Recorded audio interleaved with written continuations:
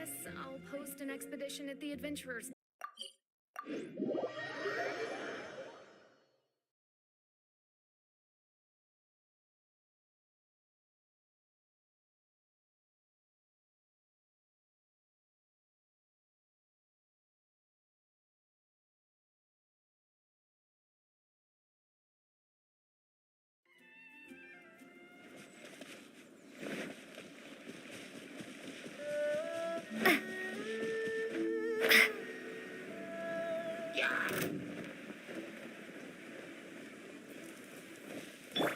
Shake it, heck!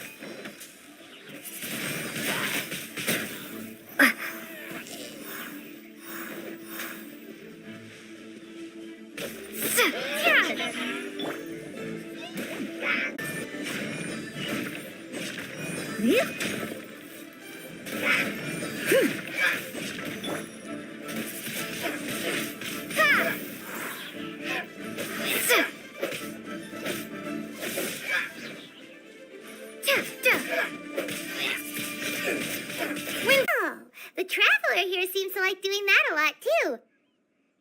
Looking for chaos devices, chaos circuits, you know, that kind of stuff. They wouldn't be searching for such ordinary objects. In fact, I was nearby investigating precisely because abyss mages often come out from that ruin to explore. They seem to be searching the remains of ruin guards for a certain valuable object to take back to the ruins. However, they look disappointed, so it would seem they haven't found it yet. Well then, why didn't you grab one of them just now and ask what they were up to?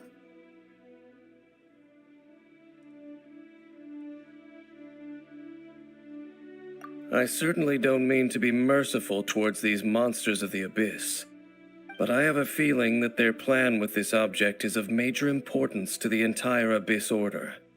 One cannot discover the truth behind it through interrogation. Or rather, these Abyss mages likely fear something else, much more than they do a painful interrogation. Paimon is getting goosebumps thinking about all of this. All right, we shouldn't waste too much time here. Let's continue our search.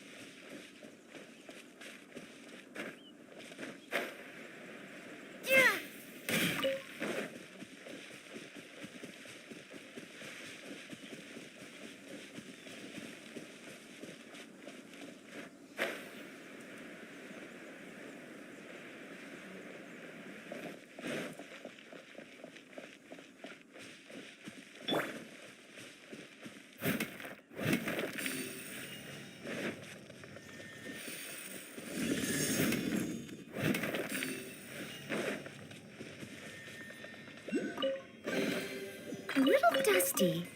Best give it a spring cleaning.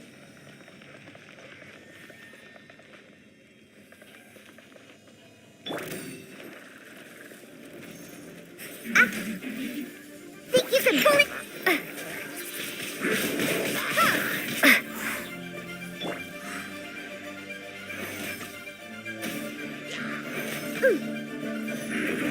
I'm here. Look at you, Blue Tail.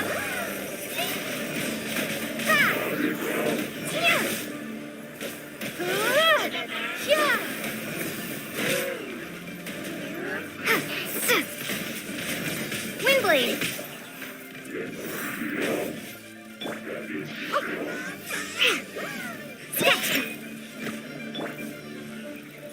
Cascade!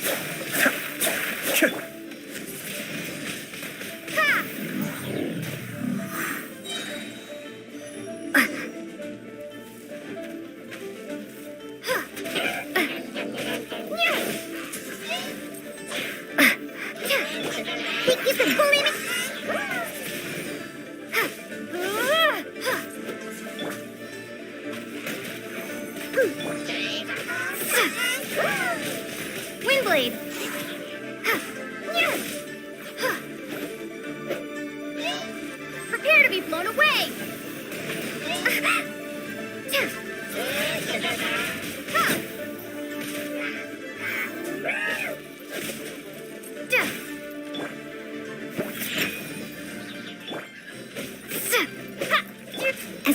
nature.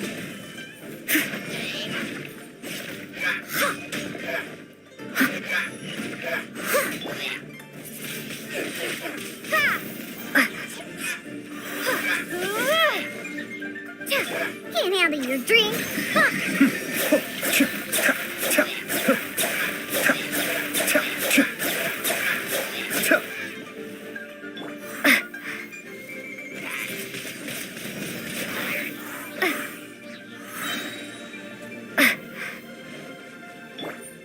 Shake it out.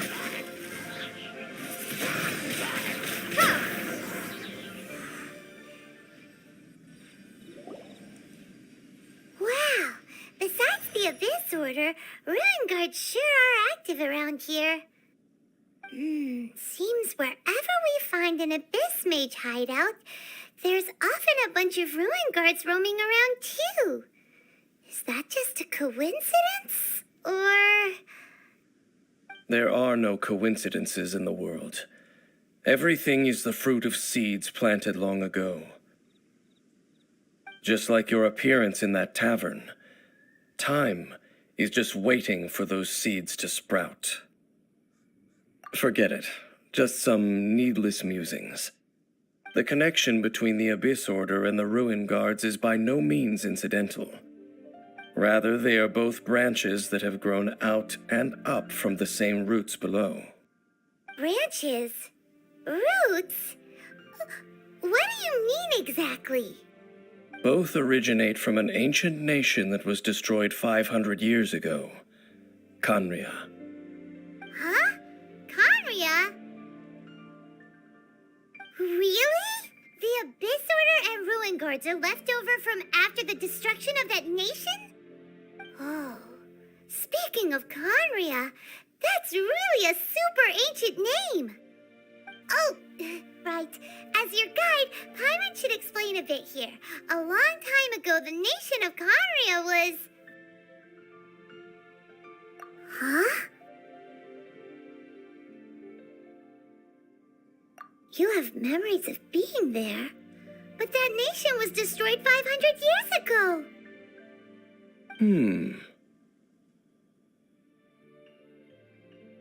Is that so? Well, everyone has their secrets. You did not pry into mine, so I shall not pry into yours. But, if you would like to tell me, I will listen. So, the Khaenri'ah you saw, what was it like?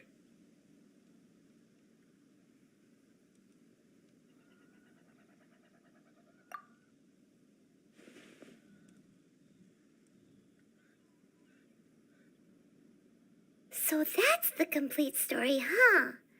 Paimon thought that you ran into that unknown god first. I see. So your first memory after coming to this world was being awoken by your brother from within that meteorite. It seems your brother woke up first. But the question is, how long before you? And then your brother told you that the destruction of Khaenri'ah plunged the whole world into chaos, and that you two should leave this world called Teyvat? The destruction of Khaenri'ah? He said that? That destruction you witnessed, that's history from 500 years ago. It seems the first time you awoke in this world was indeed during that period. Huh. So your brother must have understood this world better than you did, because he woke up first. And it was shortly after that that you encountered an unknown god who blocked your path, so you couldn't escape. Oh, Paimon knows this part really well. I understand. When you awoke at that time and hurriedly tried to leave for another world, you didn't know anything about Khaenri'ah. But now, since you have come to gain some understanding of Teyvat, you are able to guess that the war you witnessed all those years ago must be the war that ended Khaenri'ah. Am I right? Ah, if that's the case, you must have been flipping through all sorts of books during our adventure these past few months. Before going to Mondstadt, you had just looked at some vague materials. Later, we managed to gather a whole bunch of old books from all around Mondstadt and Lille, but you told Paimon they were useless. So, the whole time you were just trying to learn more about Conria so you could find your brother? Oh, yeah. You can travel around the 7 nations to find the 7. But where can you go to find a nation that was destroyed 500 years ago? I probably know more about Conria than both of you. Conria was a nation without a god. Not because it had a god that died or abandoned them, but because it never had a god to begin with. It was a powerful nation, built purely by humans. An unprecedented, flourishing, and glorious civilization. It was the pride of humankind. A nation without a god? Later events unfolded just as you remember. It was all destroyed by gods. You mean that... 500 years ago, the gods descended upon the world and brought desolation to Conria. The pride of humankind was uprooted and crushed, like a weed removed from the garden of the gods. How could that be? The history books don't say anything about that. Yes, well, continuing to discuss the past now will only dampen our spirits.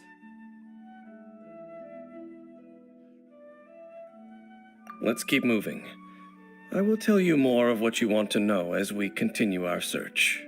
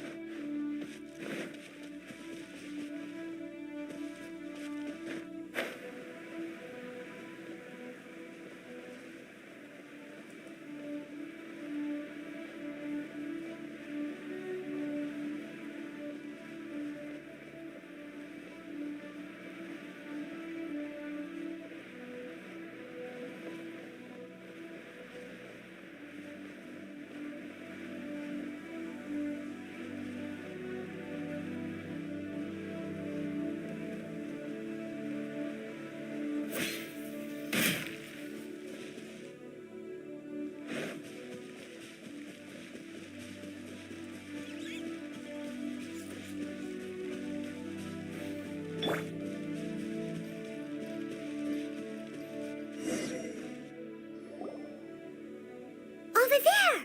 It's more ruin guards and abyss mages. Dane was just saying how these ancient machines are from Conria. So, did Conria have a lot of ruins that needed to be guarded? No. Ruin Guard is the name modern people have given these machines. No one called them that 500 years ago. These ruin guards were known as field tillers by the people of Conria. Field tillers? What a strange name. It's not like you think. Field tiller was just a code name. The people of Conria like to give code names to their weapons. The land is not to be tilled with farming tools, but rather is to be fought for with steel and blood. This is how the field tiller came about. Fought for with steel and blood?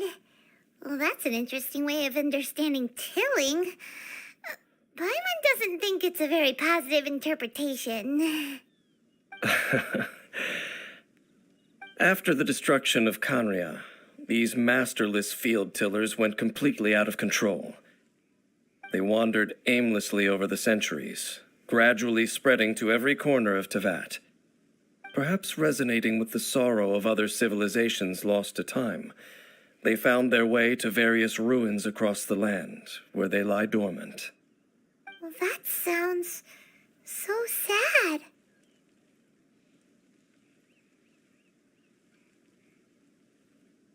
Yeah, Paimon thinks you've been doing a real good job of that.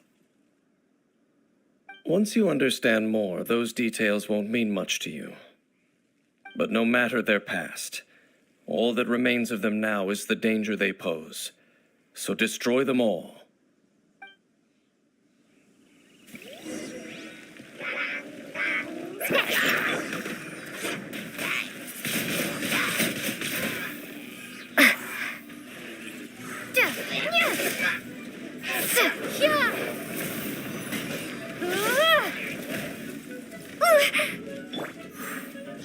I'm here. Think you can bully me? Cascade!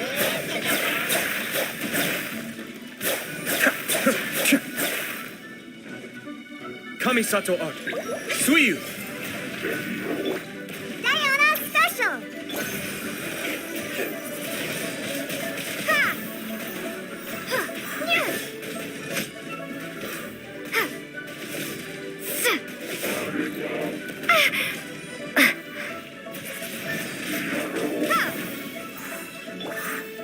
Scratch!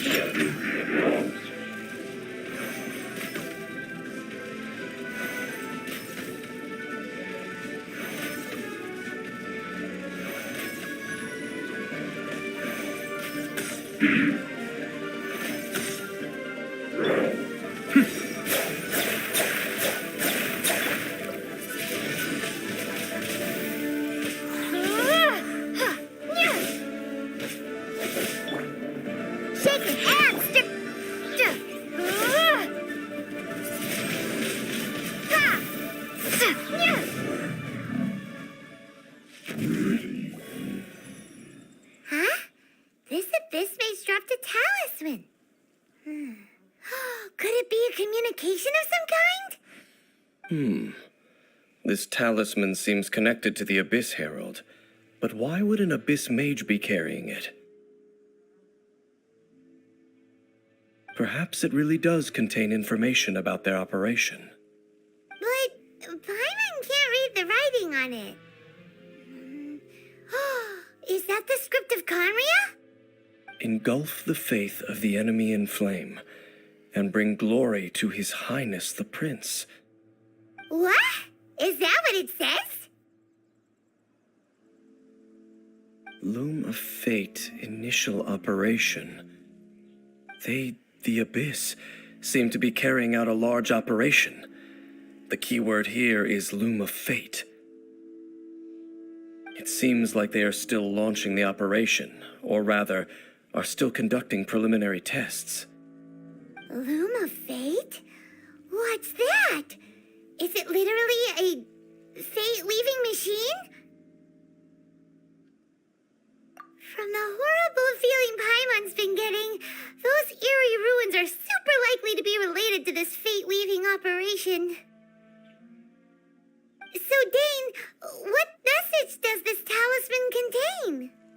I'm reading it now. An ambitious operation. But some parts are difficult to understand. How so? In short, the first phase of the plan is related to Osile, Overlord of the Vortex. The Overlord of the Vortex? You mean that god in the ocean?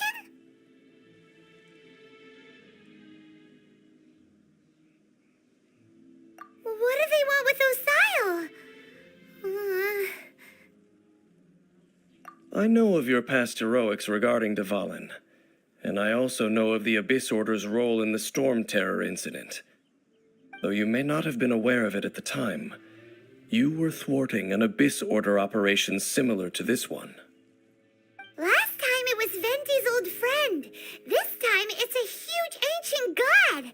The Abyss Order keeps setting their sights higher and higher. Will the Abyss Order use their lies and dark magic to corrupt Osile, just as they did Dvalin? No. From the contents of the talisman, this operation goes one step further. They won't just corrupt Osile's mind. They also plan to use the ancient technology behind the field tillers to completely transform Osile's body. Is that even possible? So wait, the Abyss Order wants to make some sort of cybernetic squid god of mass destruction? Very few people today truly understand the civilization of Khaenri'ah. Though, of course, the accuracy of that understanding itself is difficult to judge. Only the Abyss Order has consistently sought out the remnants of Khaenri'ah. Despite being far from human, they seek out this lost human civilization quite persistently. The talisman's message states that they will use the defiled statue as a base, attaching Osile's limbs to construct a mechanized god. And the new core that shall replace the orb usually held by the statue of the Seven is the eye of the very first field tiller. The eye of the very first field tiller? Oh, Paimon gets it! All those Abyss mages are looking for the special eye, right? It would seem so.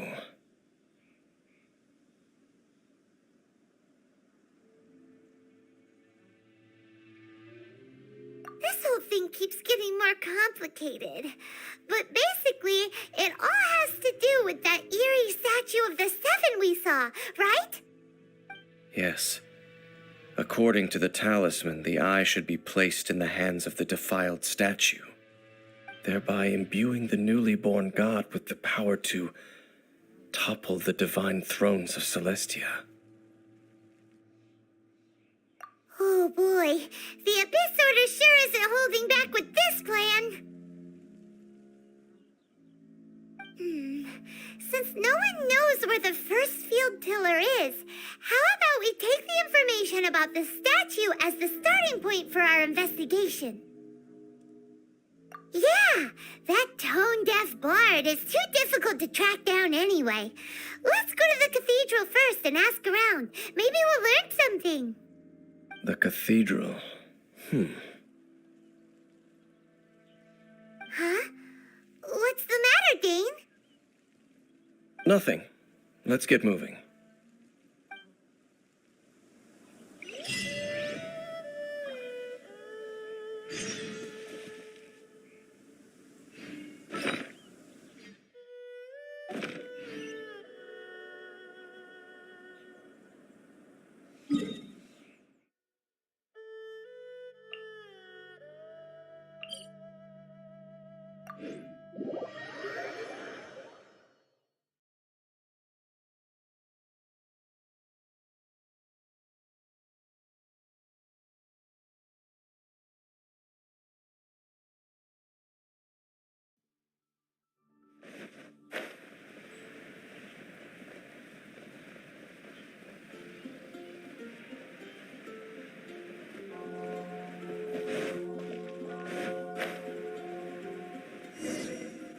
A huge statue, a grandiose cathedral.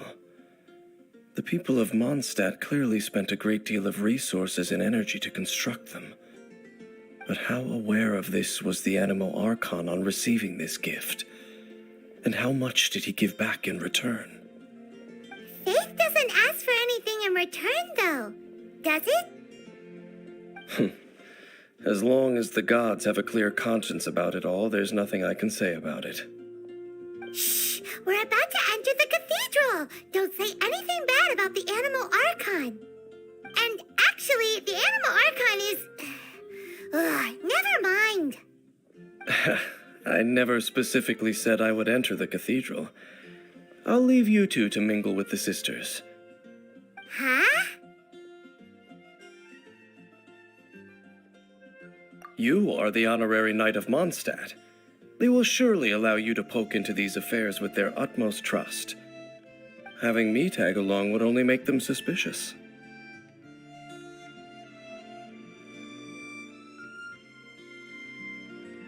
Correct. And just as our little friend said, I might say something bad about the church at any time. When a non-believer steps onto holy ground, the result is never pretty. I have never received the favor of the gods in the past. I don't see any reason I would need it now, or in the future either. That's enough about that. While we've been chit-chatting, the Abyss Order continues to act. Okay, then we'll just go in ourselves and ask around. I should warn you about one thing. Don't go mentioning the defiled statue inside the cathedral. The Church of Favonius wouldn't ignore the matter of the statue, but if they rashly tried anything against the Abyss Order, it would only ruin whatever element of surprise we may have. Also, meddling in the affairs of the Abyss usually doesn't end well for anyone.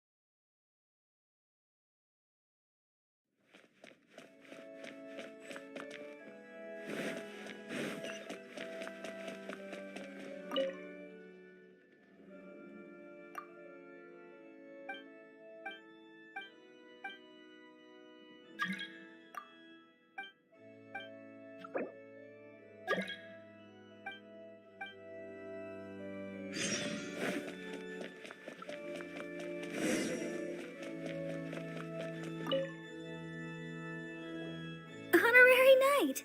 Hi, how have you been? Do you need anything today? But I should first make it clear that if you need to borrow the Holy Lyre to Hermel again, we cannot oblige. It seems she hasn't realized it's just an illusion. Oh, we're here to ask some questions about something. Barbara, have you heard about the first field tiller? What's that? Field tiller. What does it do? Of course you wouldn't know anything about that. Okay, next question. Has the church ever lost a statue of the Seven? Huh? You're here to ask about that old story? Well, I didn't expect that. That was such a long time ago, barely anyone mentions it nowadays. A long time ago, there was indeed one statue of the Seven that disappeared one night without a trace. Nearly every member of the church joined the search for it, but it was never found. In the church's records, as you might assume, this incident has been called the Lost Statue of the Seven. Of course! Of course? Nothing?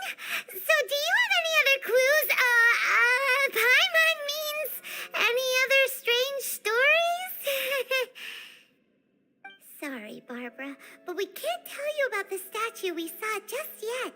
Like Dane said outside, it's for your own good. Other strange stories? I'm not sure. Let me think about what other unusual incidents are in the church's records. Oh, the tyrant's final fury? No, that's from another time. Probably unrelated. The tyrant's final fury? Oh, this refers to a time of great danger that engulfed old Mondstadt, the place now known as Storm Terror's lair. Many, many years ago, there was a time when balls of fire would rain from the sky whenever anyone approached old Mondstadt. Balls of fire raining from the sky? How terrifying! People at that time believed it was a curse laid down by the god of storms, so they referred to it as the tyrant's final fury. This strange phenomenon continued for about a year. No one was ever able to solve it. It just gradually ceased on its own.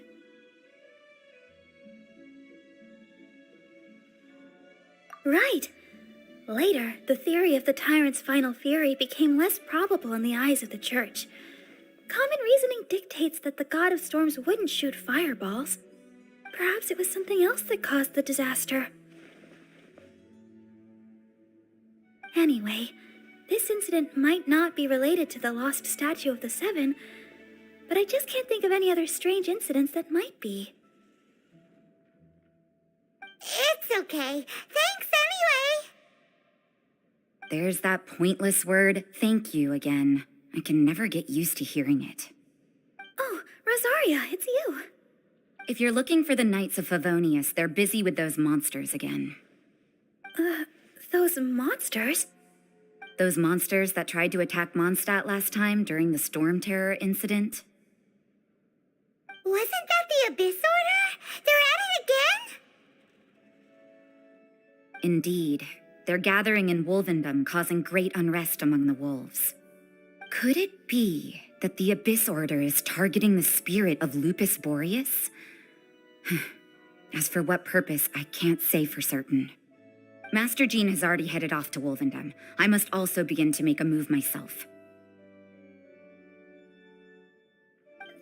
Then I will go as well. Master Jean said you should stay at the church and continue your work with the clergy. But you're also a member of the clergy. Right. We'll go give Master Jean a hand. Oh, okay. If the honorary knight will be there, then... But please, everyone, be careful. May the animal Archon protect you all.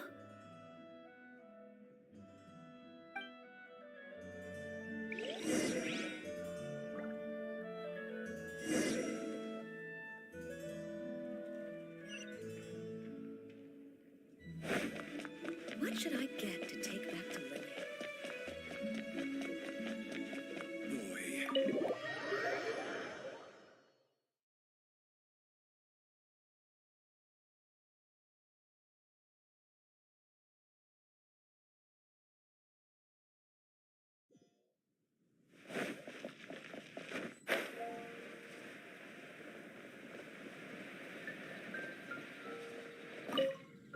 I see. Has the Abyss Order already launched a new operation? This could very well have something to do with the defiled statue. We should go as well. But what is the Abyss Order going to Wolvendom for anyway? Are they looking to do the same as they did with Dvalin? Not again! No, that's not likely. Unlike Osile, who was just suppressed, Andreas died long ago. Today, it is just his spirit that stands guard over Wolvendom. The Abyss Herald may just be targeting the spirit of Andreas in an attempt to garner some information from one of the Animo Archon's old companions.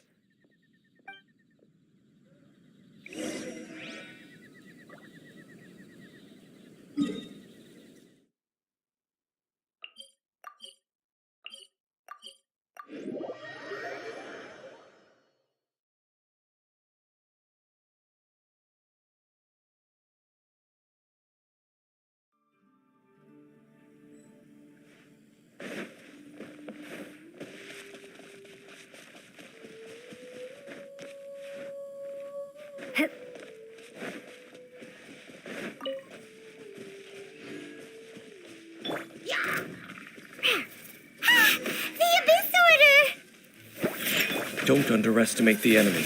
Let's take them now.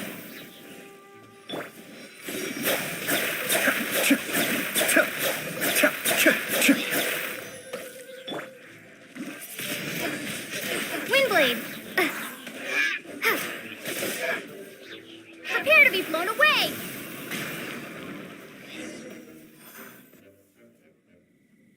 Whew. There sure are a lot of enemies around here. The closer we get to the target, the more enemies there are. Fits the Abyss Order's style. Yeah, let's go!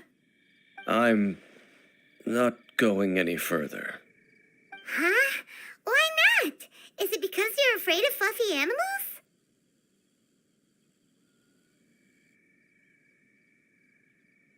It has nothing to do with wolves. It's because Boreas was an ancient god, yet he willingly became a servant of the Seven.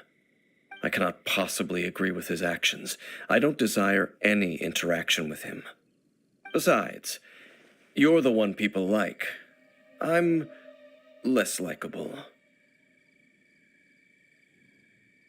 I have no problem interacting with people, but interacting with gods, that's a different story.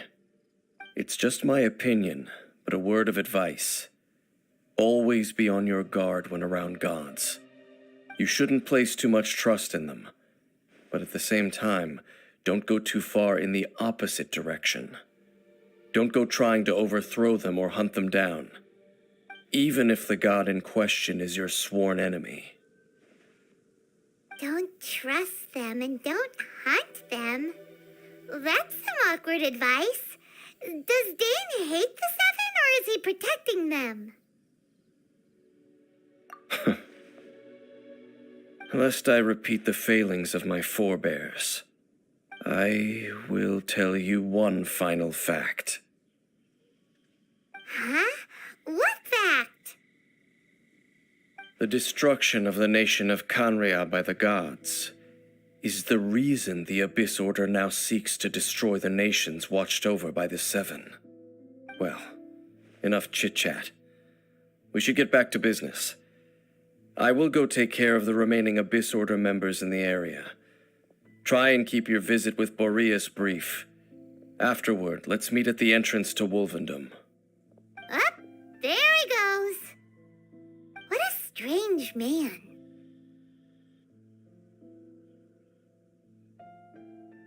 Yeah, that's true. You also keep your guard up against unfamiliar gods. At the Rite of Dissension in Liyue, your decision was very similar to what Dane would do. Not the easiest situation. Honorary Knight, Paimon, what are you two doing here? Oh, Master Jean! So glad we found you. Rosaria told us that you came here to fight the Abyss Order, so we came to help. Then your help is greatly appreciated. The Abyss Order's sudden offensive is very strange. They have surrounded Wolvendom. I am preparing to send out some knights to fight back. I just scouted out all of Wolvendom, but I did not see you. Rosaria told me that the Abyss Order is going after Boreas. But the Abyss Order and Boreas, what is the connection between them? They just like to cause trouble. Do they really need a reason? The Abyss Order already went after Dvalin. It's not too surprising that they would also go after another one of the Animal Archon's buddies. That is true. Regardless, whether the reason behind the present threat is clear or not, I will handle the situation. Honorary Knight, please go and check if Lupus Boreas is in any danger.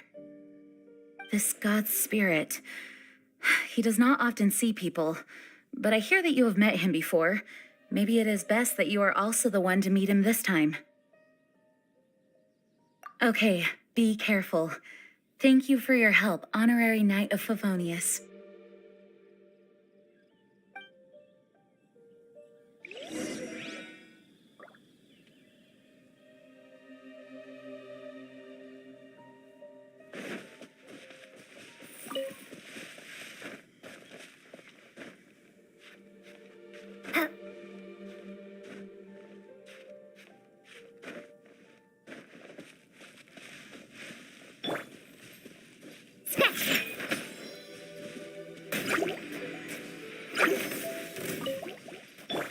Be still.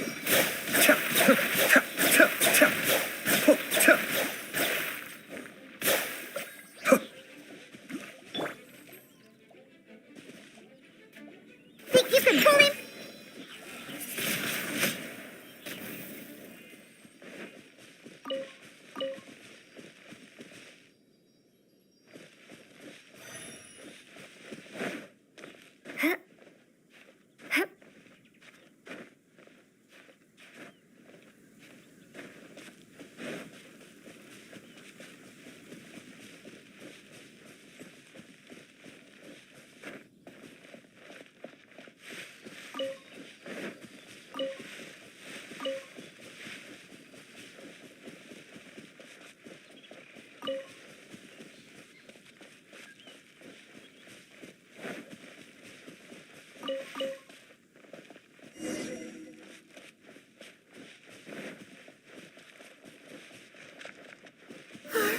Look! Over there, it's Razor! And the Abyss Herald!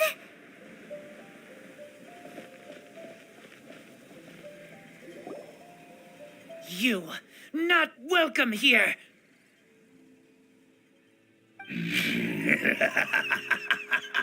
So, the wolf's wretched spirit likes to raise wild pups now. You claim to be a guardian, yet your once sharp claws have clearly dulled since your days of godly glory. If you serve us, we can restore your divine powers you once held in the past. Lies. Lies. What the heck is this ceremony? He looks like he's in a lot of pain. Oh no, is this the same thing they did to corrupt Dvalin's mind? Wolves never surrender! But this can't go on. No matter how many times you resist us, your efforts are all in vain.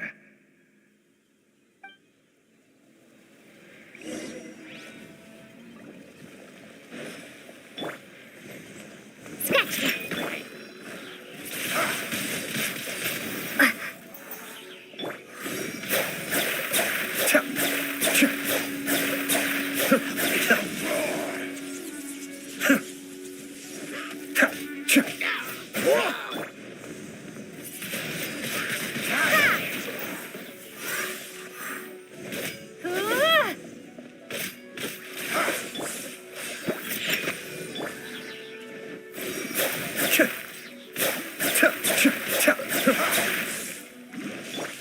Look at you, Boozle.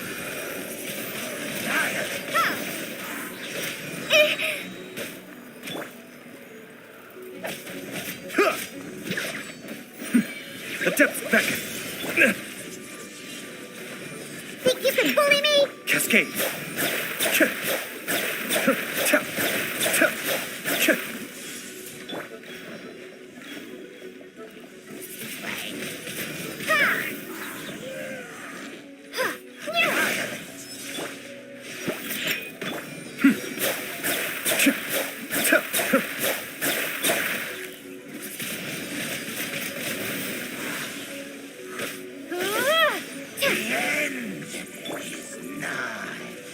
Yeah! Shaken and stirred! Be gone! The world will fall. Steady as stone. Time to clean up.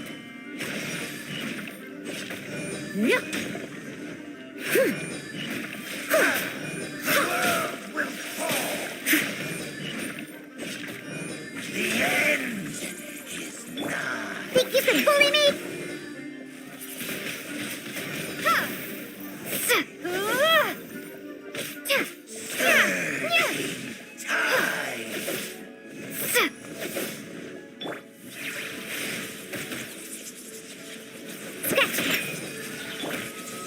Windblade.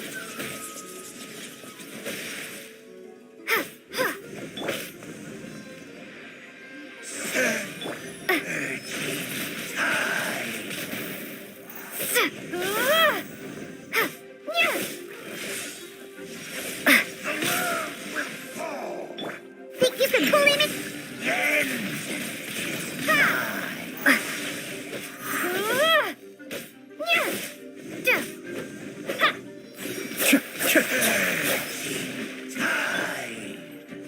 Can't handle your drink.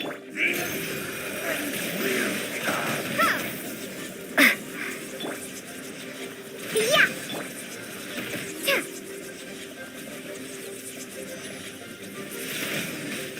Windblade. The world.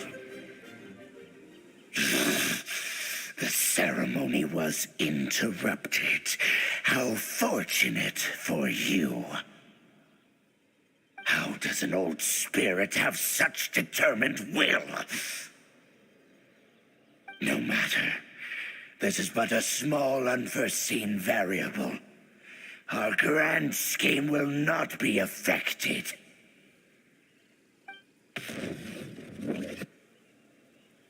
It disappeared again.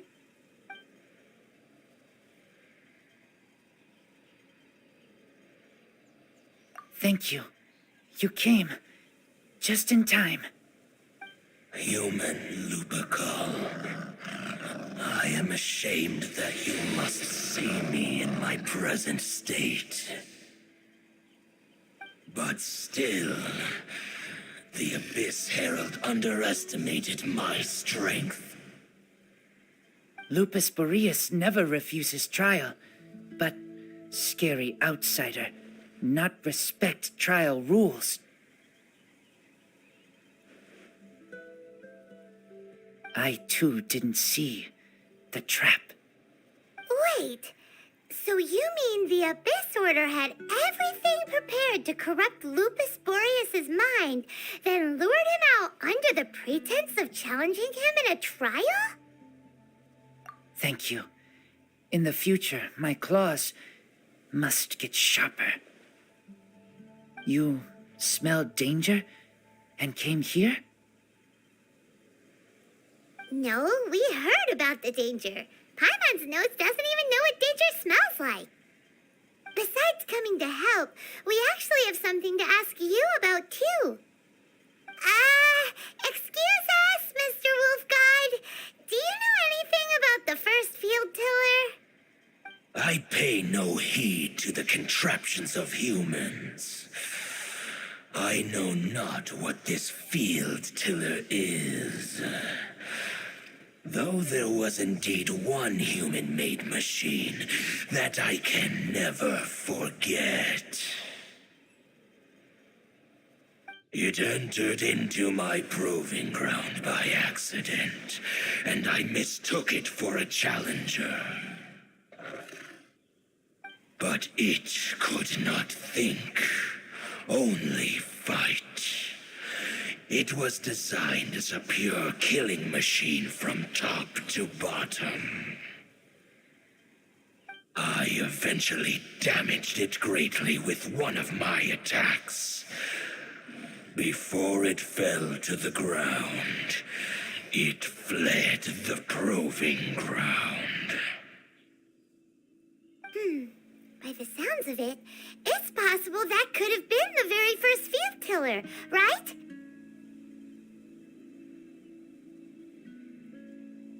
Yes, it could spin, leap high into the air, and even shoot fireballs. Although no match for a god, it was stronger than even many who wield visions. Fireballs?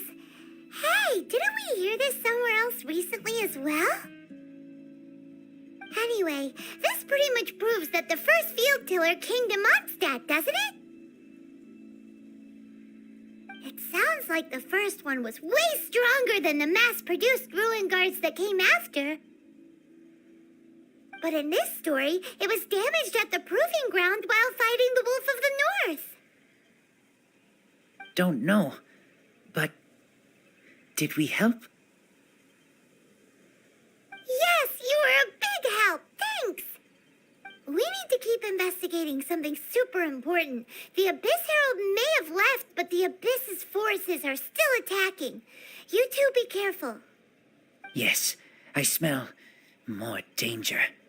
Bigger danger. You too, also be careful. Well, that was some good intel. Quick, let's go tell Dane.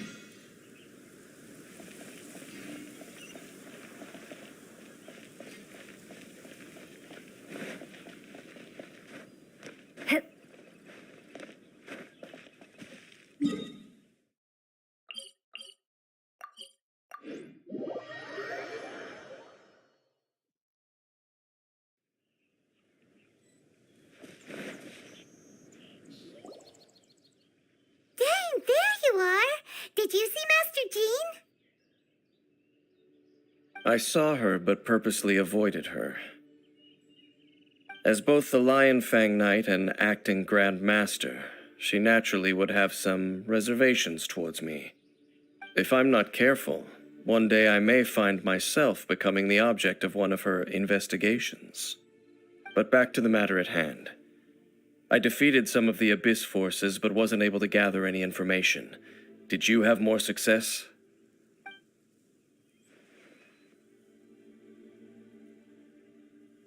I see. Well then, we can more or less figure out where the first field tiller ended up. Huh? Really? Just from the Lupus Boreas story? That information combined with a more comprehensive analysis. For example, the old story you told me you heard in the cathedral. Exactly. The strange story told to you by that young sister, long mistaken to be a curse rained down by a deceased tyrant. Ah, Paimon gets it. So the tyrant's final fury was really just missiles fired from the field tiller after it ran from Wolvendom. After it was damaged in the fight with the Wolf of the North, it must have wandered into the ruins of Old Mondstadt and stayed there. Then, whenever anyone got close, pew, pew, boom, it would fire a ton of missiles at them, until one day it finally broke down for good, and the fireballs stopped raining from the sky. Back then, the people of Mondstadt hadn't seen many ruin guards before, so they came to interpret it as the tyrant's final fury. It looks like we need to make a trip to Storm Terror's lair and comb the entire area. What do you mean?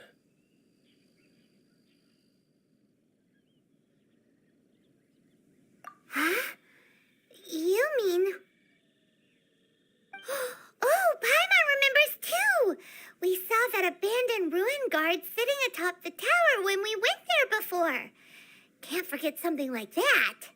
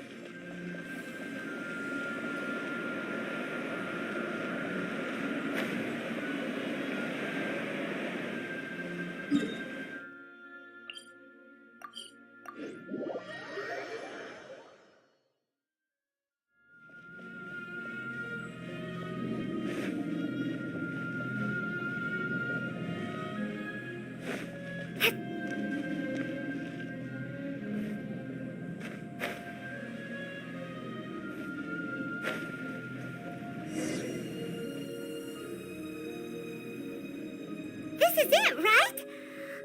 Okay then, use your elemental sight to look for the eye.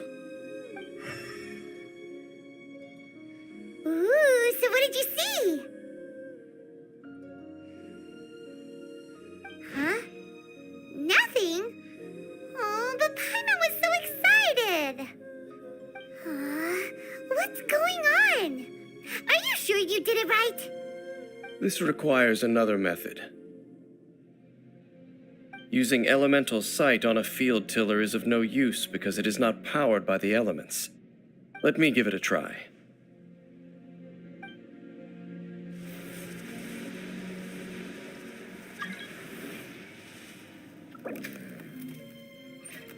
And done. Wow! It's The very thing the Abyss Herald has been seeking all along. The eye of the first field tiller. All of the ruin guards today are just replicas of this machine. As the prototype, its combat capability was unrestricted. prototype? Paimon doesn't know that word. Is it another ancient term from Conria? As the Abyss Order has surmised, if this eye is placed in the hands of the defiled statue, and if the limbs of Osiel, Overlord of the Vortex, are attached to the statue, there you have a mechanized god. And this newly born god will have the power to topple the divine thrones of Celestia. Yes. Then, what should we do with this eye?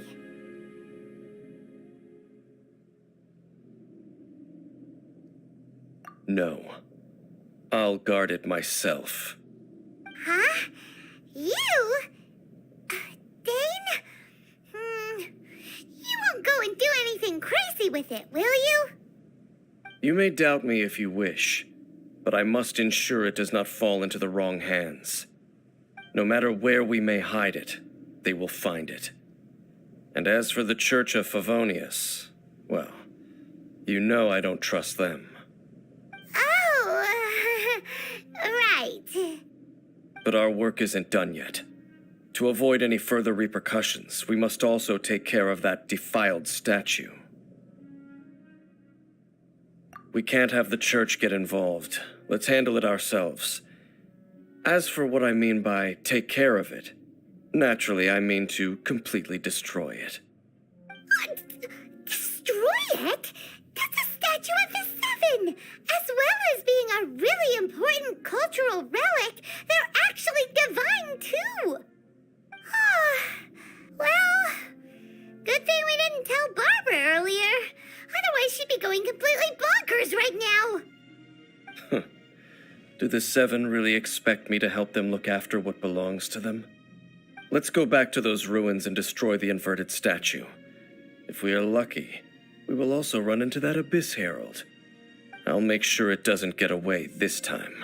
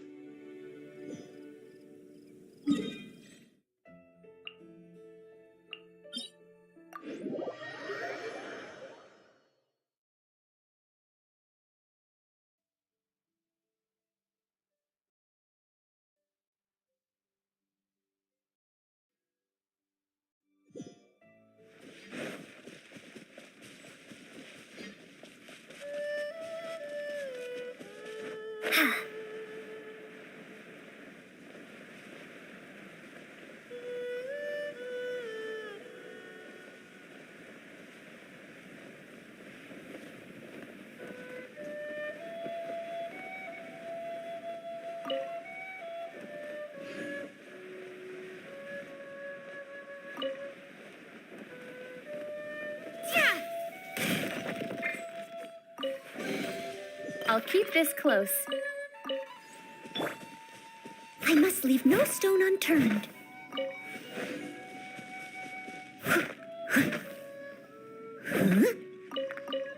I'll catch up.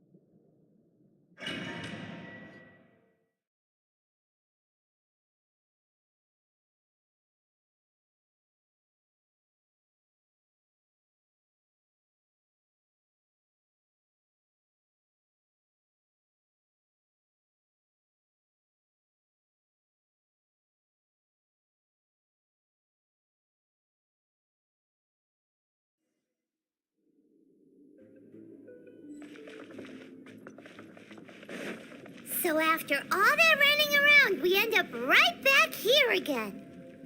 Look at us. We barely escaped this place last time, and now we're strolling right back in. Gee, surely we must be some of the bravest adventurers in all of Tibet. That or the stupidest. To get to that creepy statue, we just need to follow the path we used to escape last time. That should take us right to it. Yep, that'll work. Let's go. And remember to be...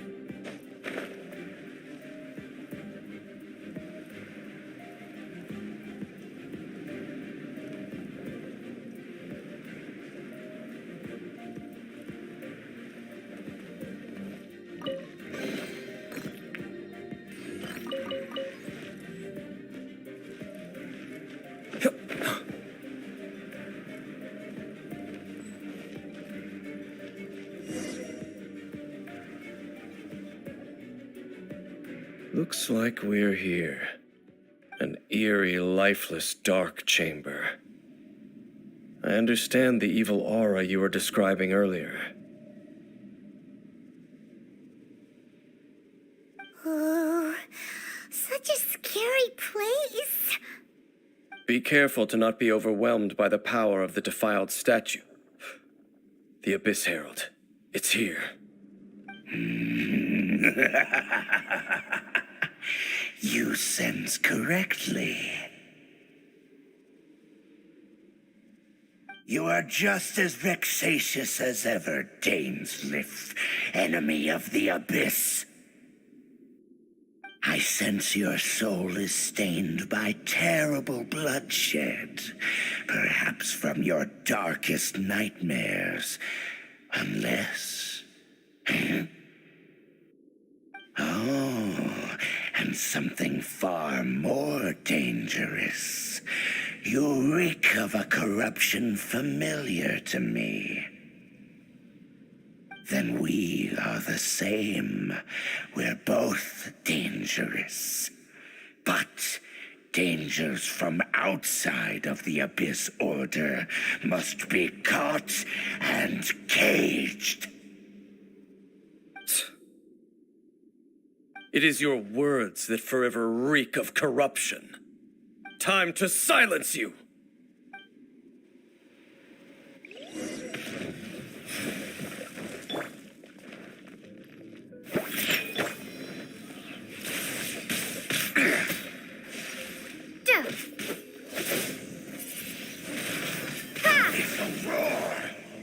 Cascade! Leave it all to me. Scratch! Windblade!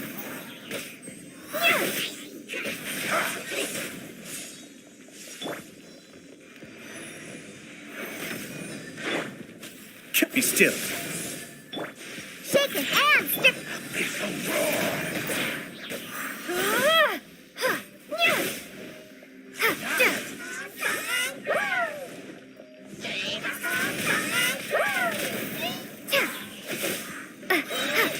Prepare to be blown away! Think you can bully me? All right, we'll carry.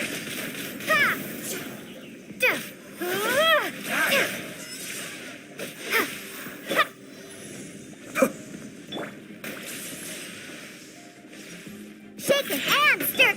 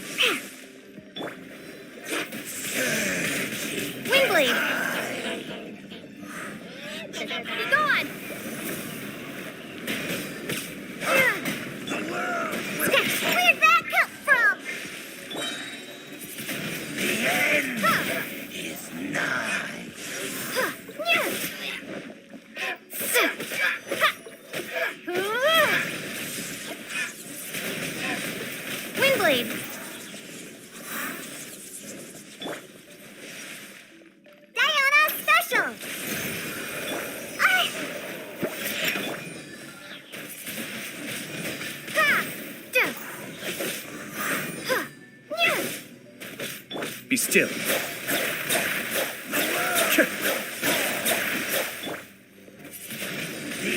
Windblade.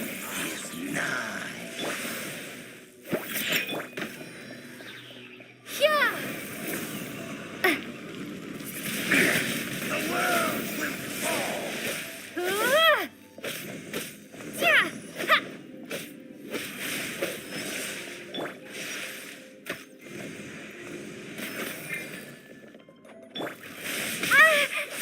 The world will fall. The end will come.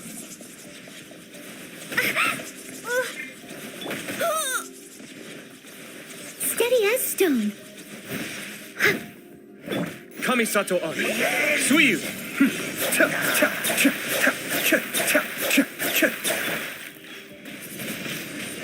Windblade.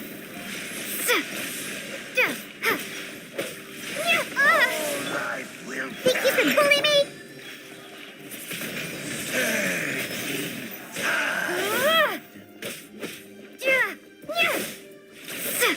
The world will fall.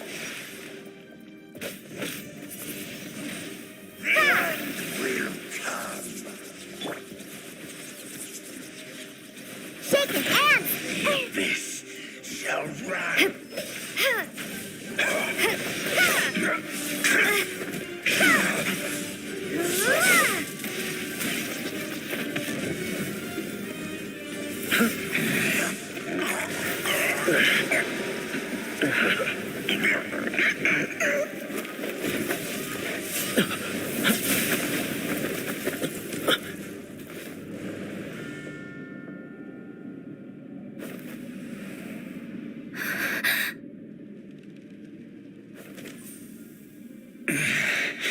Prince.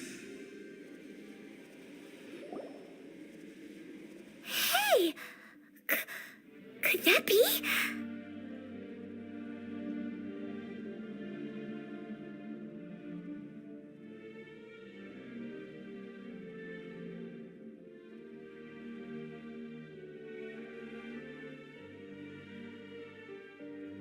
Lumin.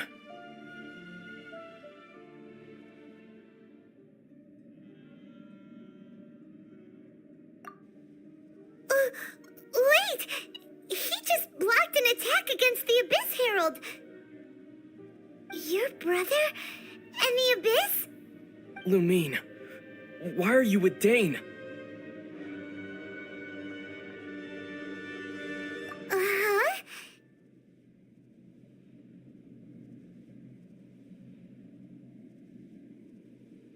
Your brother knows Dane? Ether, we meet again. What's going on here? Dane knows him too? You shouldn't team up with this man. He is my enemy. Ether.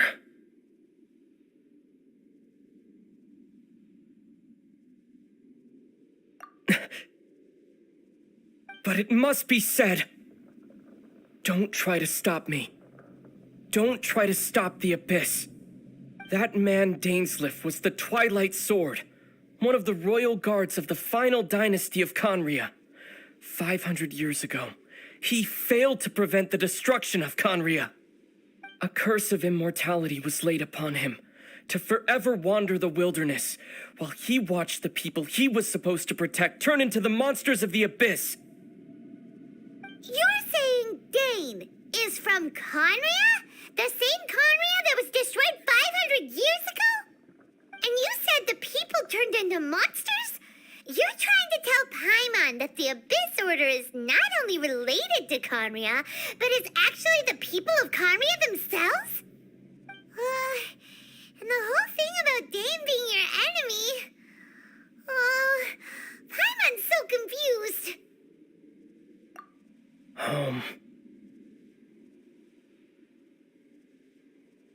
Yes, of course.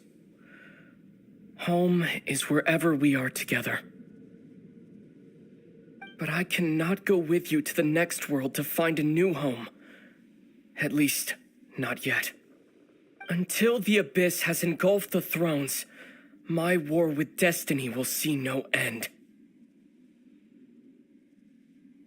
Listen to me, Lumin. I have already traveled through this world once. Once you reach the end of your journey as I did, you will see for yourself the true nature of this world.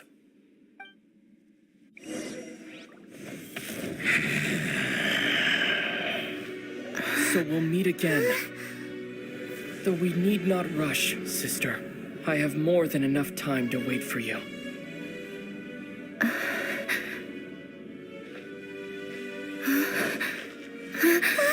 We have always had enough time.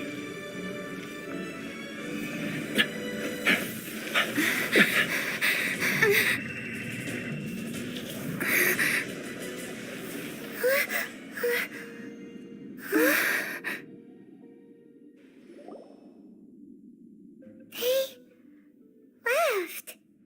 Oh, don't be too sad. We'll find them again. Look on the bright side. At least we got some really useful information.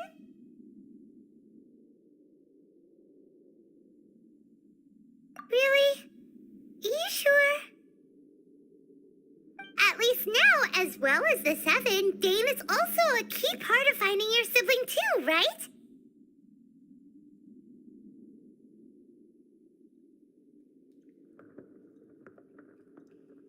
That's right! By the way, what they said just now is all pretty confusing. Did you understand it at all? Oh, well then, let's go over it again.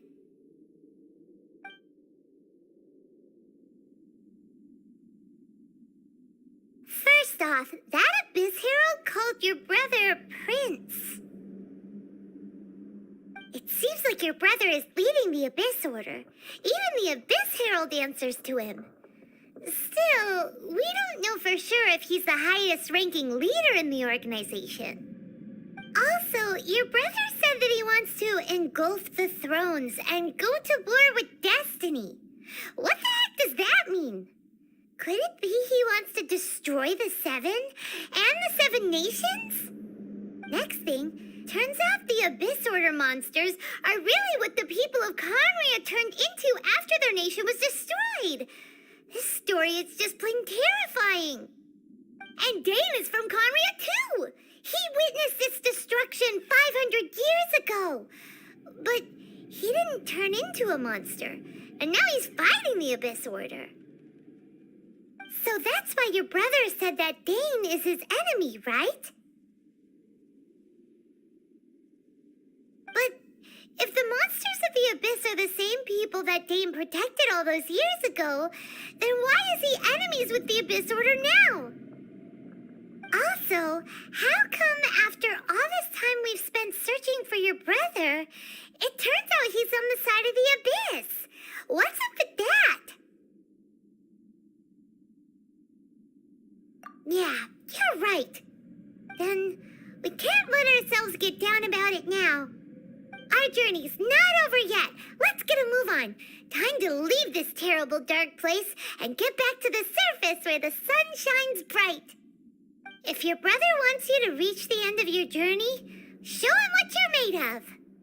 Come on, traveler, let's go.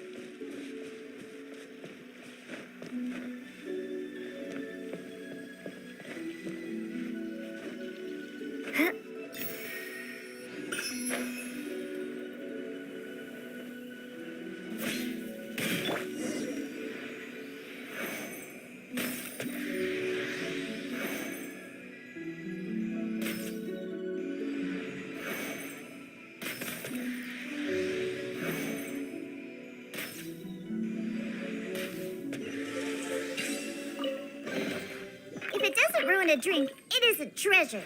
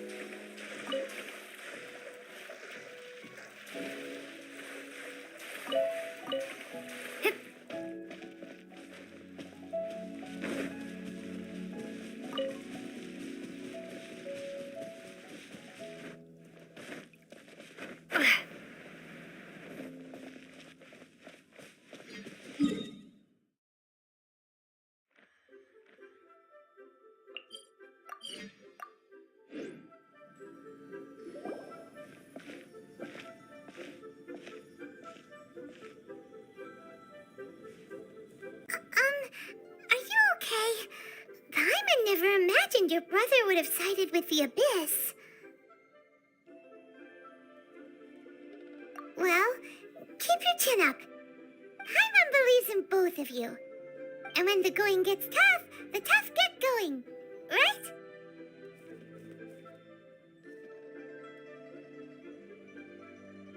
He said we needed to reach the end of our journey. Paimon bets he still has lots more to tell us. And we won't find out what this journey is or where it will end unless we keep going.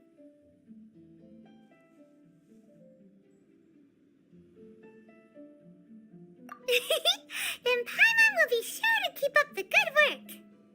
Although, where should we go next? If we want to continue with the journey... Oh, you mean the god that took your brother away in the first place? You're right. After all, everything that followed, all this confusion, it all started with her.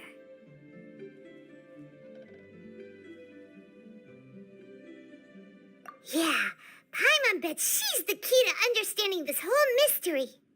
Well, we've ruled out 2 gods so far, the Animo and Geo Archons.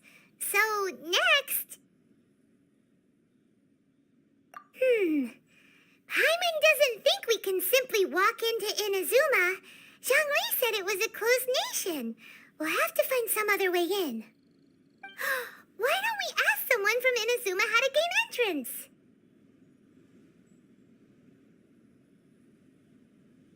Oh, Paimon's thought of someone already! Atsuko in Liyue Harbor! She's from Inazuma! Let's see what she has to say!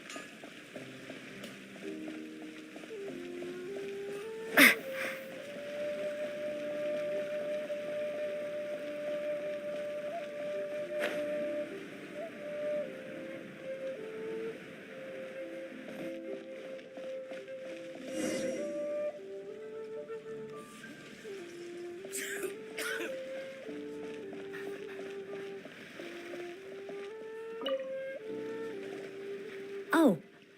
Hello. Oh, I mean good fortune, right? I'm still learning to talk like a local. Is there anything I can help you with? We wanted to ask, how do we get into Inazuma? Oh, so that's why you're here. Well, there is a way, Great! We came to the right person! but the chance of success is incredibly small. Incredibly small? Then how did you get out of Inazuma in the first place? It was in leaving Inazuma that I found out just how dangerous this method truly was. All I had to rely on was a little wooden raft that I'd put together myself. There was a storm raging ahead of me, and my pursuers were close on my tail. After I'd escaped their clutches, I floated on the open ocean for I don't know how many days. My rations and fresh water supply soon ran out, and I remember getting to the point where I was sure I'd reached the end. Then I blacked out. But to my surprise, my journey didn't end there. Or to put it another way, a new beginning found me. That's right. I escaped by the skin of my teeth. The fact that I'm even alive to tell the tale must be a sign that the gods were watching over me. What a horrible journey! And you set off knowing how dangerous it was? Why? Well, because everything is just too restrictive over there. The atmosphere is so stifling. The Kanjo Commission subjects everyone leaving or entering the nation to a protracted approval process, and, I felt like I didn't belong there. Kanjo Commission? What's that? Along with the other two commissions, they oversee everything in Inazuma. We usually collectively refer to them as the Tri-Commission. I suppose they're equivalent to the 8 trades under the Liu Chising.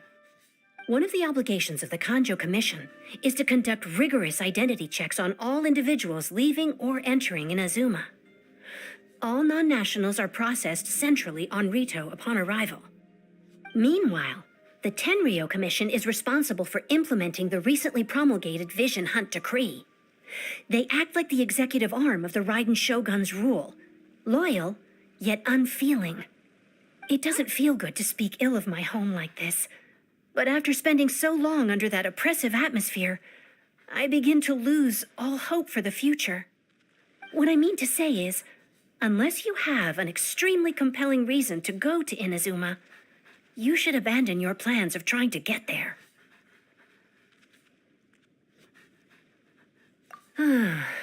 You should know that the sea around Inazuma is engulfed in a perpetual tempest of wind and rain.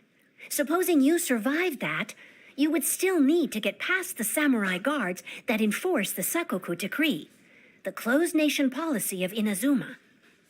And even if you did manage to find a way, you'd still have to produce the necessary documentation at the Rito Center for processing Outlanders.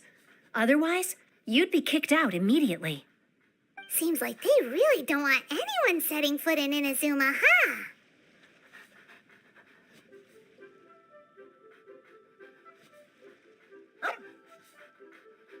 They only set that up as a port to guarantee a supply of goods and information to the island. Most Outlanders would be unable to acquire the documentation needed. But if you really are set on going, there is one thing you could try. The raft idea sounds a little on the dangerous side. Plus, Paimon would definitely get seasick. That's not what I meant. You could ask someone from the Crux Fleet if they have some way of getting you to Inazuma. They're well known in Liyue. Voyaging far and wide has made them a well-traveled group with a wide range of experiences. They may just know how to break through the storm. You're right. Paimon's sure Beto of all people will be able to get us there. Her crew is super strong. But Paimon wonders if she'll be willing to take the risk. The Alcor is the flagship of the Crux Fleet. I heard that it's currently anchored by Guyun Stone Forest on a supply run. This might be your best chance. Then there's no time to lose. Let's go find Captain Beto.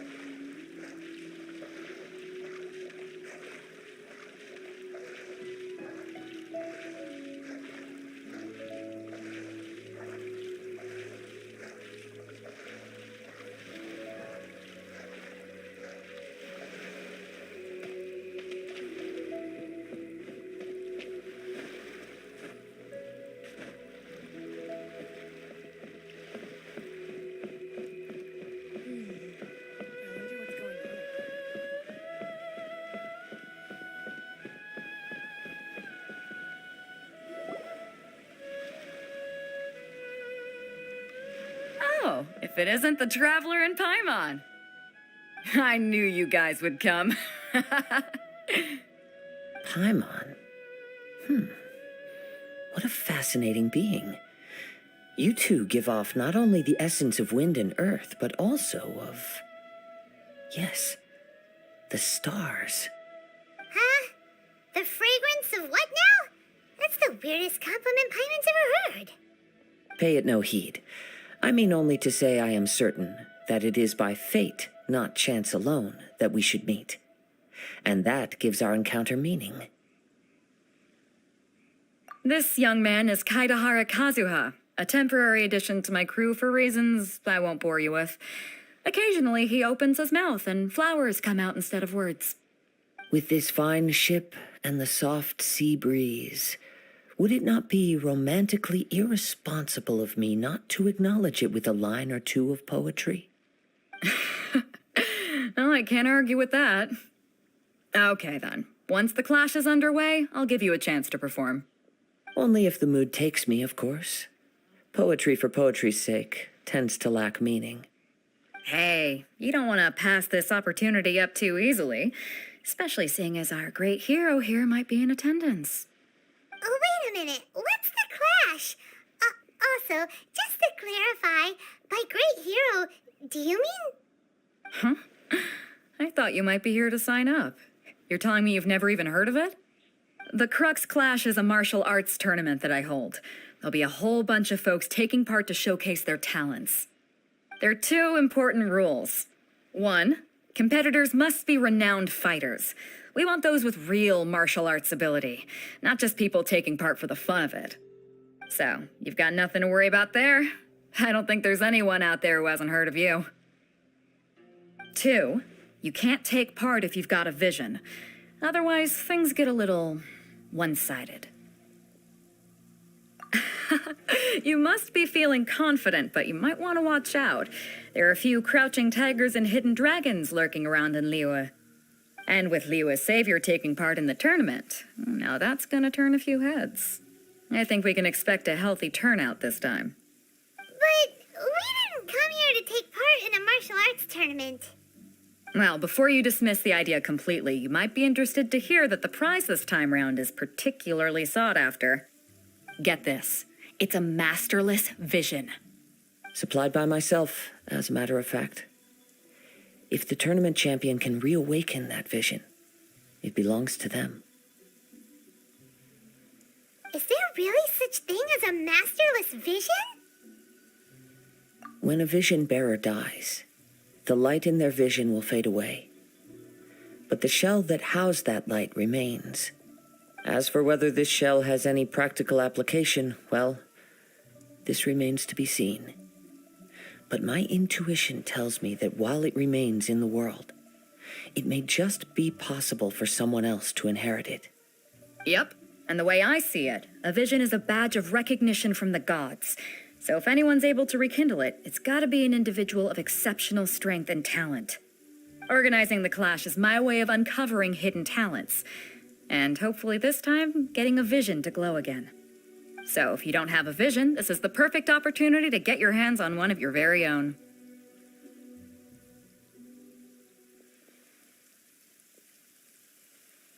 Yeah, we're interested in getting to Inazuma, not fighting in some tournament. Inazuma? You want to go there? Well, why didn't you say so? Inazuma? No sweat. In that case, if you win the tournament, I'll give you a choice. Masterless Vision, or a ticket to Inazuma aboard the Alcor. Up to you. You just want her to take part in your tournament. What's wrong with that? The more talent we have, the better the tournament will be. I couldn't let a competitor like you fall through the net. What are we gonna do? Looks like we pretty much have to do this tournament if we want to get to Inazuma, huh? Great. Then let's get you signed up. Head to the tournament arena in Guyun Stone Forest. Kazuha and I will be over soon. It seems like it will only be a matter of time before the answer is revealed.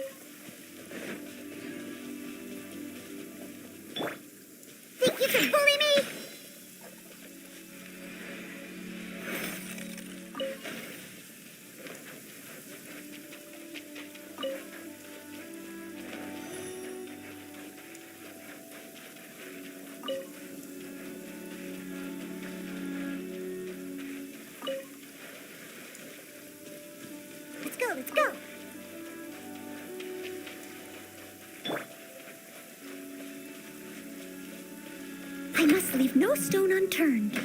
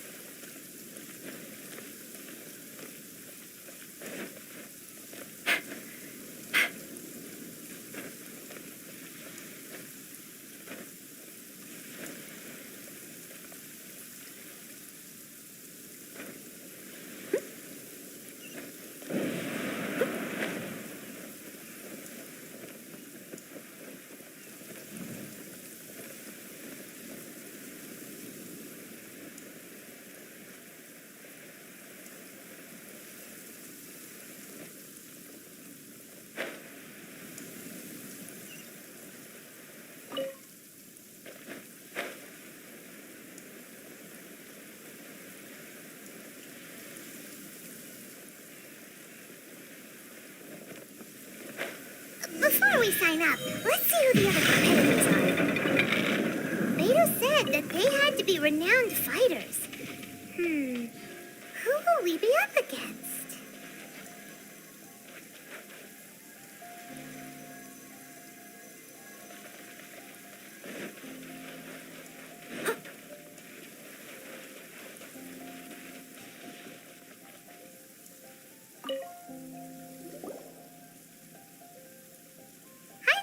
Are you here for the Crux Clash too? That's right. Nothing beats real-life combat for honing your skills. That's what our master taught us. But this tournament is more than just a chance to put training into practice. It's also a chance for us to obtain the masterless vision. Exactly. With a vision, we'd quickly become our master's top students. This master of yours must be pretty incredible, huh? Are they someone famous? Famous? He's the founder of the Lingshan clan, and his skills are unparalleled. Liang and I are both proud disciples of his. You probably wouldn't have heard of it. It was founded quite recently. The clan is nowhere near as famous as the master himself anyway. He's got to be a grand master or something. He's created many different styles of kung fu, and countless other clans have borrowed extensively from him. To the Lingshan clan, he teaches a special technique known as force dispersal. Force dispersal? It's a type of breathing exercise where you can train yourself to harness the energy around you and neutralize attacks without moving an inch. For example, our master can use it to alter the path of an attacking fist, or change the direction of an incoming stone, all without breaking a sweat. One time, he sent a challenger flying into the air without lifting a finger. It sure is, but it's extremely difficult to cultivate this ability. We've been training for ages and we're still getting to grips with the very basics. There's no way we could use it proficiently yet. We're clearly not that naturally gifted, or we would have at least gotten the gist by now. If we don't start making progress soon, we'll probably run out of money to pay the tuition fees and still have nothing to show for all our training. There's a tuition fee? Of course! This is a grand master we're talking about here. He doesn't have time to waste. If you want face-to-face training, you've got to show you're sincere about it. But here we are, having trained under him directly all this time without even a hint of improvement. Master is getting increasingly impatient with us. Recently, though, we heard that a vision bearer joined the Guhua clan and made pretty much instant progress in their training. So, if we can get our hands on a vision too, maybe we can finally make our master proud.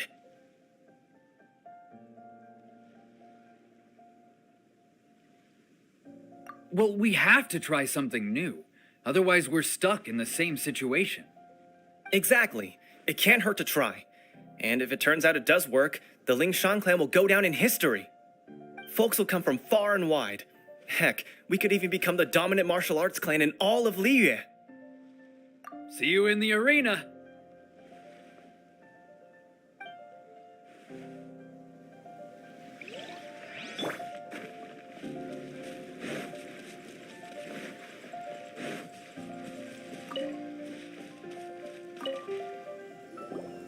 Hey, youngster. Are you here for the Crux Clash too? If so, seems I've found myself another new adversary. So you're also here for the tournament? You better believe it. I wouldn't be here if I didn't think I could walk away as a champion. For me, obtaining a vision is the final and most important piece in the puzzle that is my life. No. It's not about what I want to do. This is about who I want to be. I am looking to become a perfect person. I know how that sounds, but let me explain. I've lived a successful life so far without any setbacks. I've passed every exam I've ever taken, enjoyed numerous successful business ventures, and seem to get on with just about everyone socially. In most people's eyes, I am already the very embodiment of the perfect person. Though, of course, I'd never let the praise get to my head. I know I haven't reached perfection yet, because there's one thing I'm still missing. A vision. You have so much self-confidence.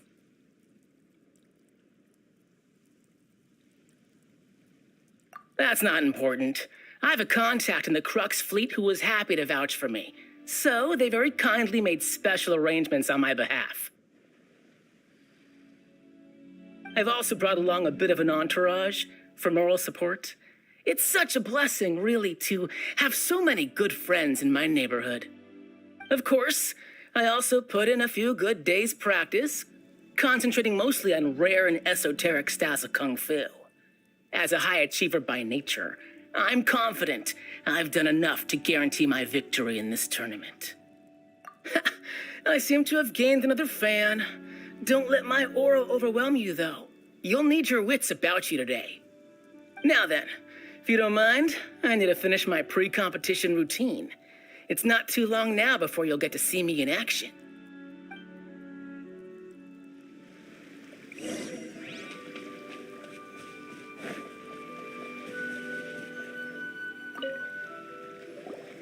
Hello? Are you here to compete in the Crux Clash? You bet I am. Have you put your names down yet?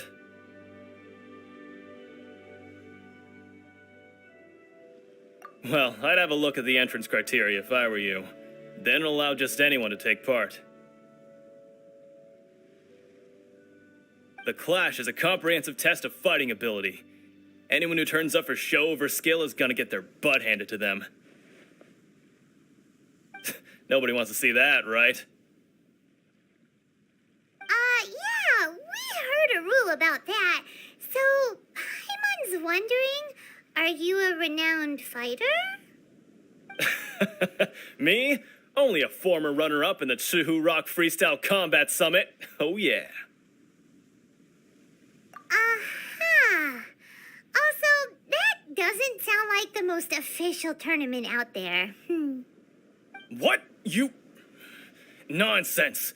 Have you been living under a rock? It's been going on for years. There were plenty of competitors when I took part. Not to mention, I've helped the Millilith catch treasure hoarders before. There were 2 of them trying to escape. I soon sorted them out.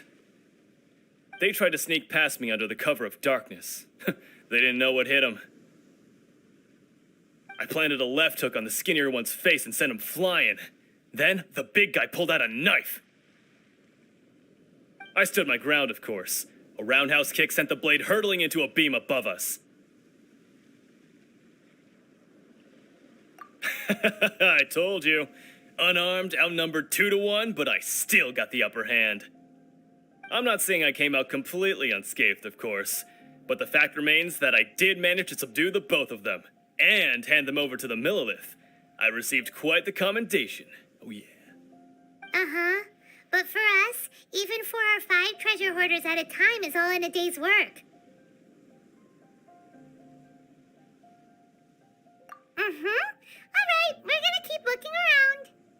I'll see you in the arena, but I don't plan on losing to a pair of children anytime soon. So, to recap, we're up against an inflated ego, some gullible guys paying way too much. Chink's a village arm wrestling champion, huh? All right, you're signed up. Next, please. What's your name? Wait, aren't you? Did I hear that right? Is it really them? Huh? Aren't they a vision bearer, though? Why are they trying to enter the clash? I have to ask, aren't you the traveler that helped Liyue fight off that ancient god? It's really her! The one that spoke with Lady Kuching at the rite of parting. Oh, I wonder if I can get her autograph later. I trust you are aware that only those without visions can enter the tournament? Really? But from what I've heard, the things you're capable of in combat are nothing short of extraordinary. You walk into the most dangerous situations imaginable, face off against all sorts of monsters, even the Fatui, and always come out on top. Yep, she still doesn't have a vision, though. See for yourself. My apologies. I didn't mean to be rude. I'm sure a great hero like yourself would have no reason to lie. Now, could I ask you to provide a few claims to fame? It's just a formality for you, of course, but I have to make a record of competitors' achievements as part of the sign-up process. So far, I've got defeated the ancient god Osile, so that's one. Do you have any others?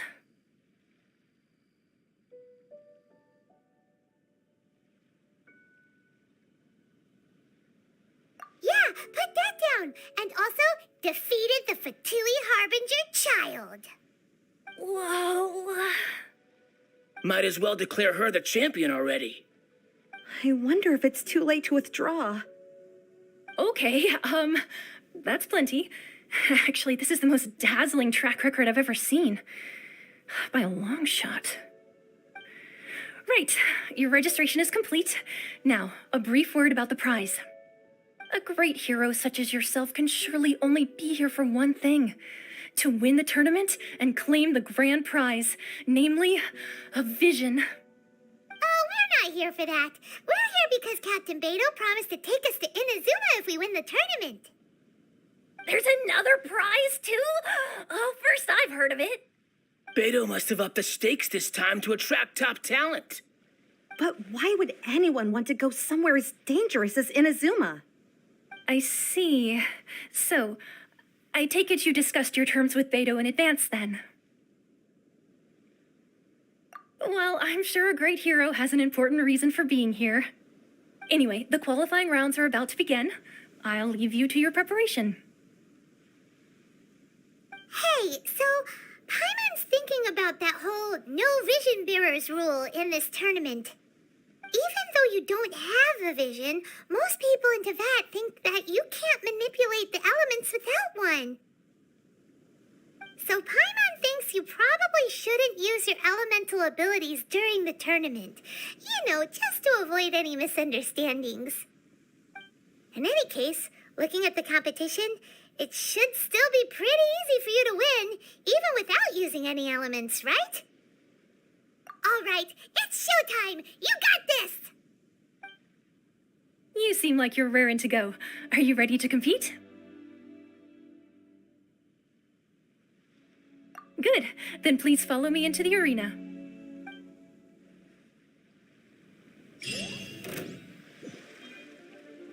Seems like you've got a pretty good chance of winning this thing. Our next competitor is seen by many as the favorite to win this tournament. Her first bout begins now! Come on, let's go sign up. You? You're the hero they're talking about? What a strange guy. Why was he so confident to begin with? Well, now that we've won, let's go and see Beidou. She'll probably have something to say to us.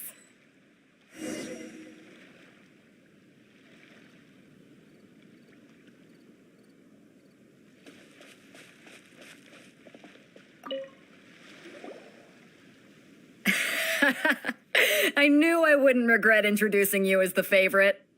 So, what do you think, Kazuha? She totally dominated that guy and did it with style, too. Impressive.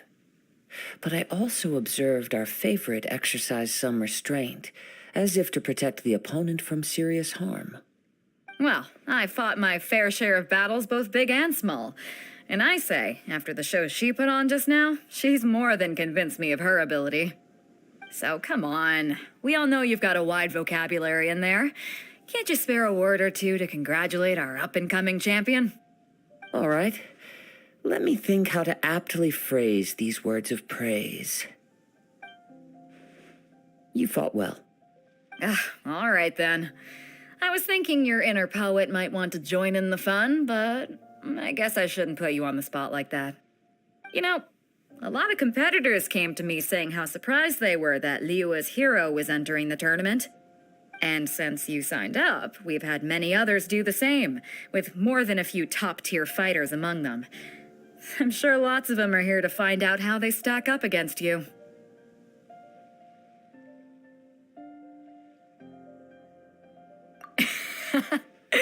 Well, since everyone sees you as the one to beat, I figure I should start treating you that way too. For one thing, we don't want you wasting all your energy in the early rounds fighting people who are well below your level. Not to mention, you must be itching to fight someone in your league too, right? So, I'm putting you straight through to the semifinals. Huh? But we only just started the qualifiers. Seems like a crazy system if we just skip straight to the semifinals. This is how Captain Beto works. You won't persuade her otherwise. Besides, at your level, you would have made it to the semifinals anyway. Huh. To be fair, Paimon was thinking that too. All right, I'm gonna watch some more of the tournament. If there's any potential contenders for you out there, I want to know who they are and what they're about.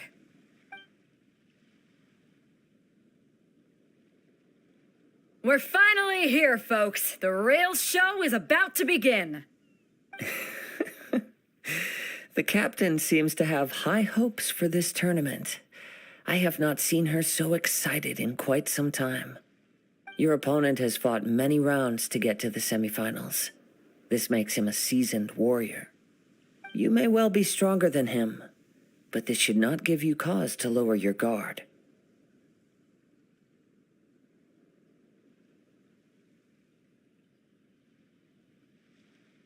Very well. Show me that you are ready to push through the storm that lies ahead. All right, that's enough chit-chat for now. The audience is waiting. Go find the crew member that signed you up. She'll take you into the arena.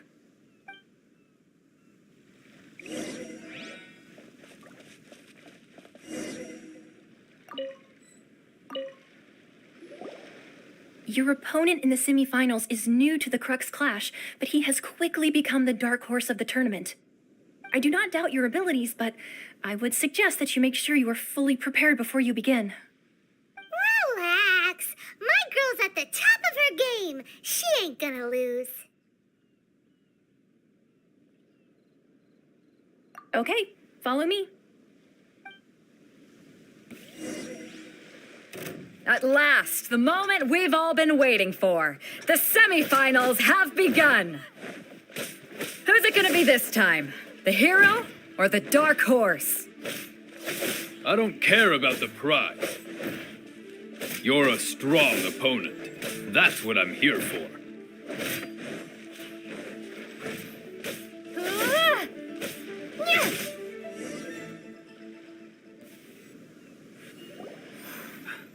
I'm sweating all over. It's a good feeling. Congratulations. I was beaten by the best. I need to train harder.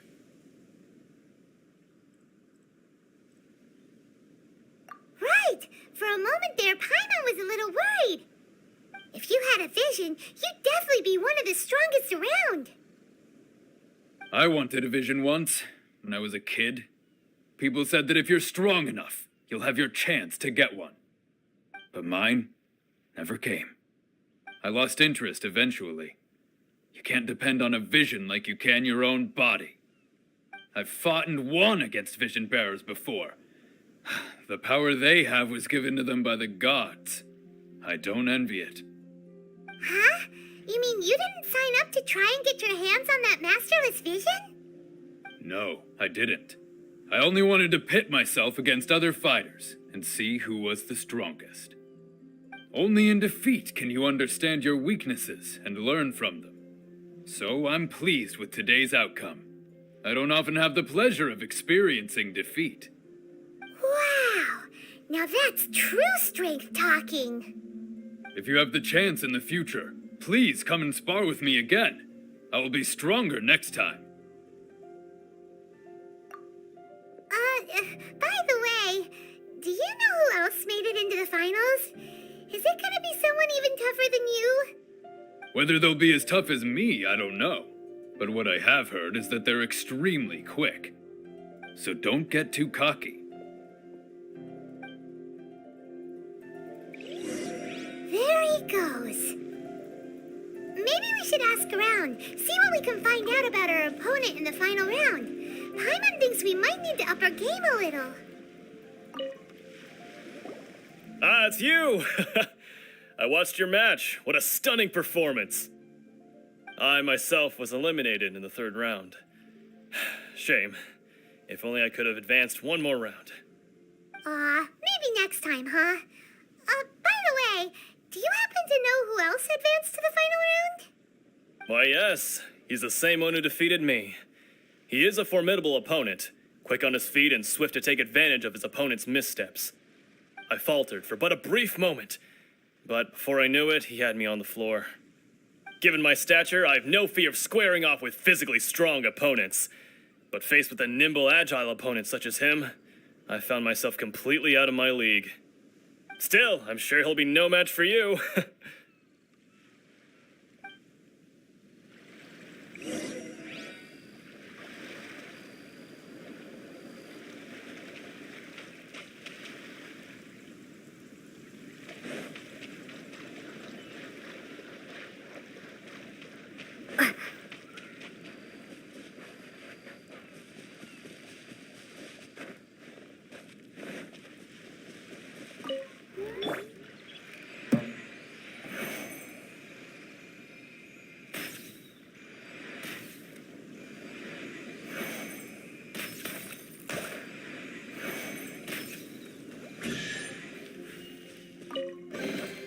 Potential treasure? All right, curiosity. You win again.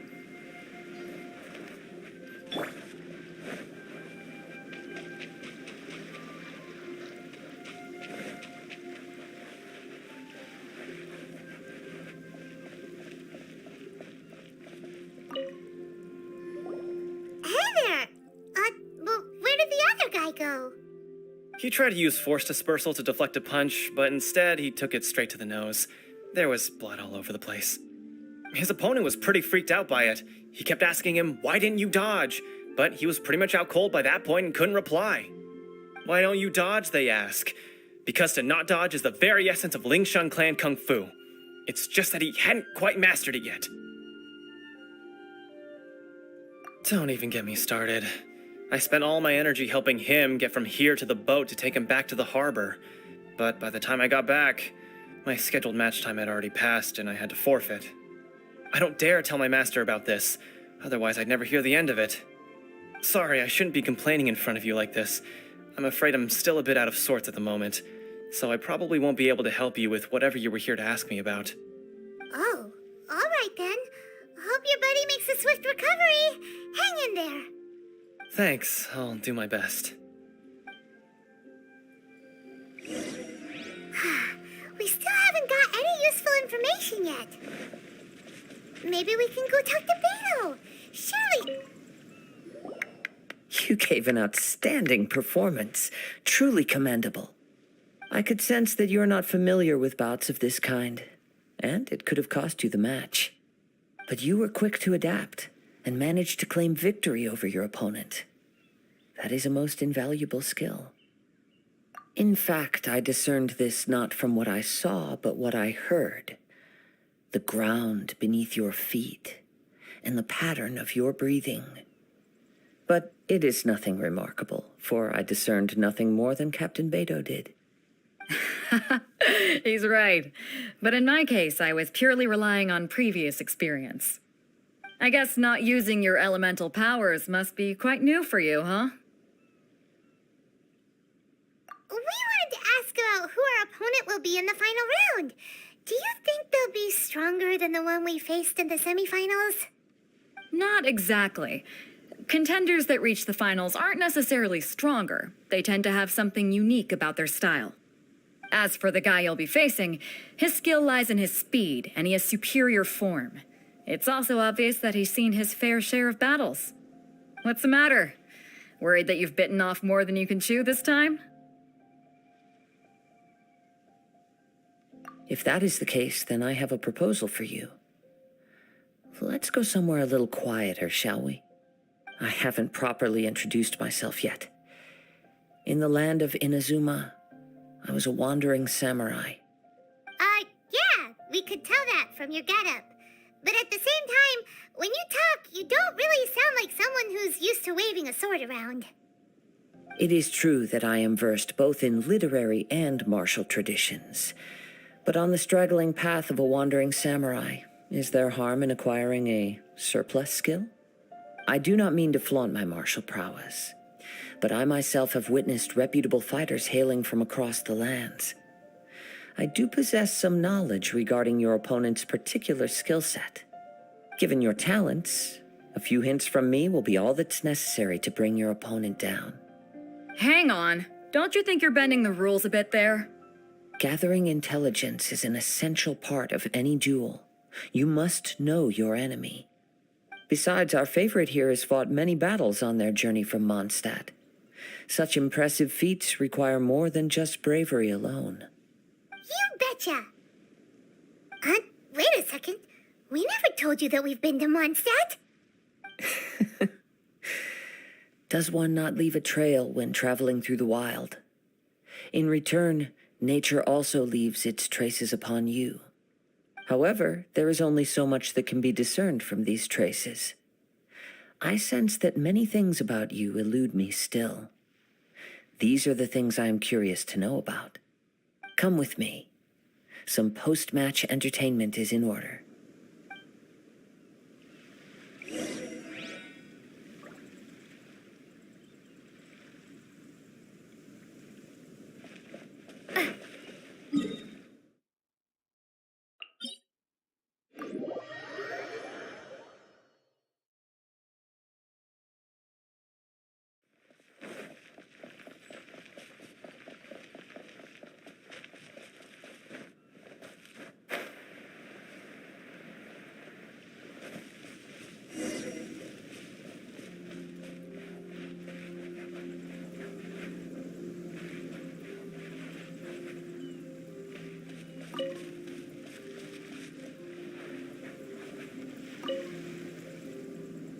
Now that we're alone, let me cut to the heart of the matter. You are skilled in manipulating the elements, and not just a single element, but multiple. Is that correct?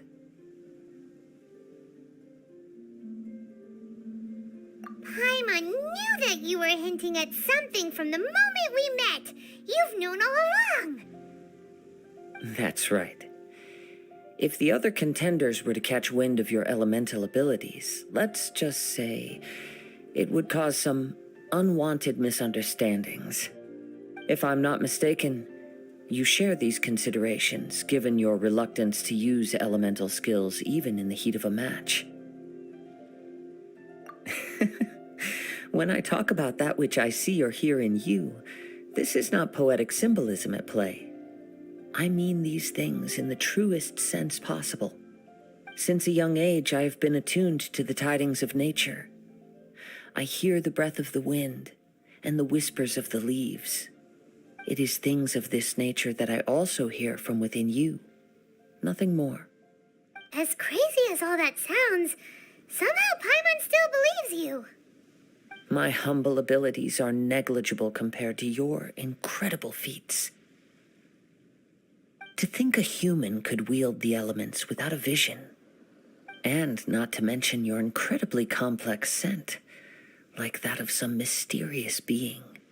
Hey, stop evaluating us based on our smell! It's weird! Could you perchance enlighten me as to how you managed to obtain your combined elemental abilities?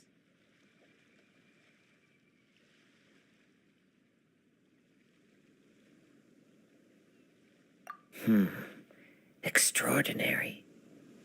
So then, might I be so bold as to inquire how exactly it is that you learn to channel elemental energy and even wield it in combat?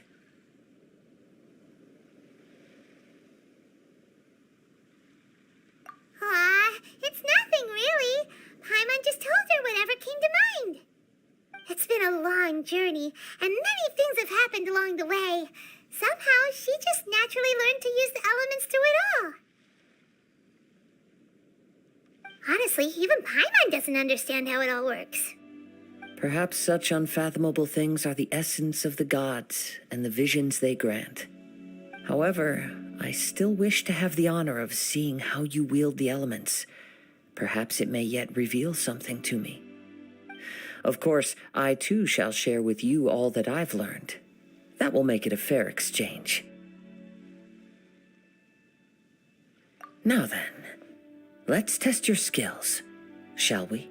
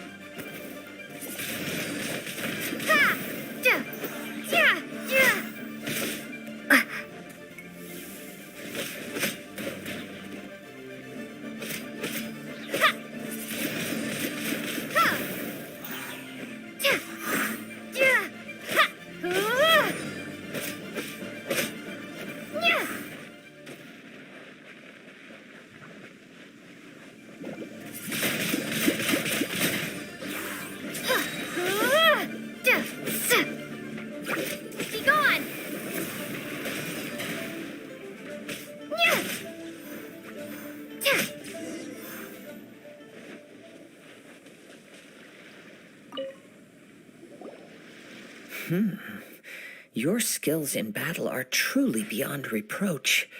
Even with your opponent's speed, he shouldn't be able to overwhelm you. Your opponent is skilled at controlling his breathing and maintaining balance, which enables him to execute moves that many would find impossible. He relies entirely on the element of surprise to defeat his opponents.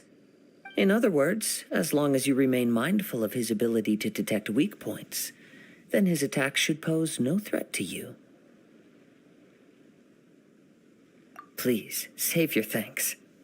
If anything, I should be thanking you for the opportunity to witness your command of the elements that defies all known principles.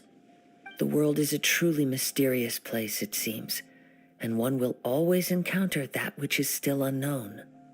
You seem kind of obsessed with visions, but don't you already have your own? Why are you so intent on exploring the connection between visions and the elements?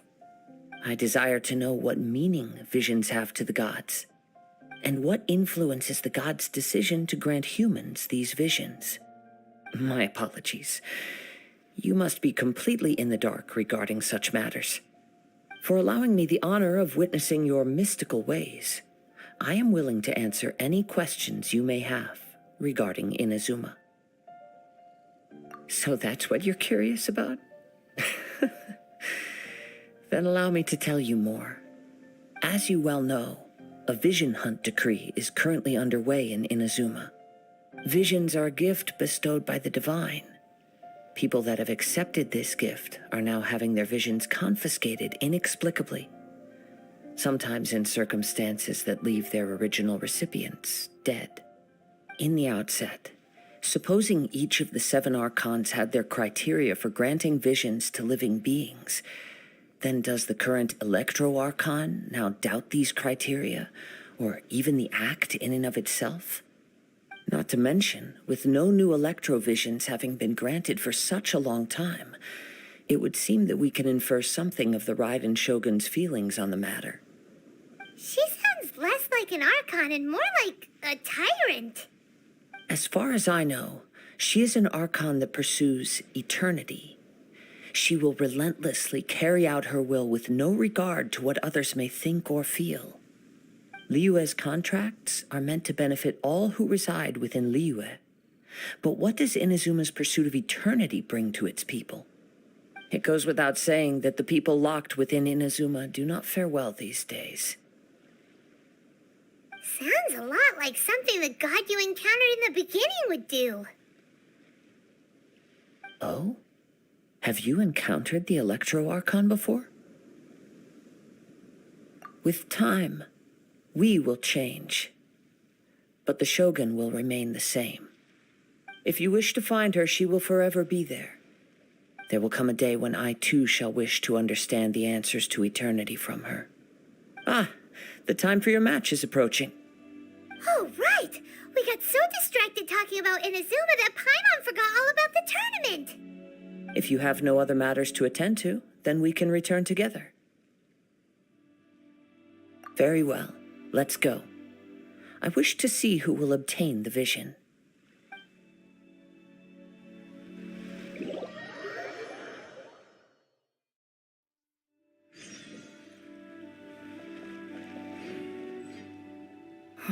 Why isn't he here yet? Never mind. We can start by making your entrance first. Everyone, listen up! Your attention, please! We've reached the climax of the Crux Clash. This is the final match. We've seen many exciting battles today, and now at long last, the two finalists have emerged. Now, I'd like to introduce our first combatant.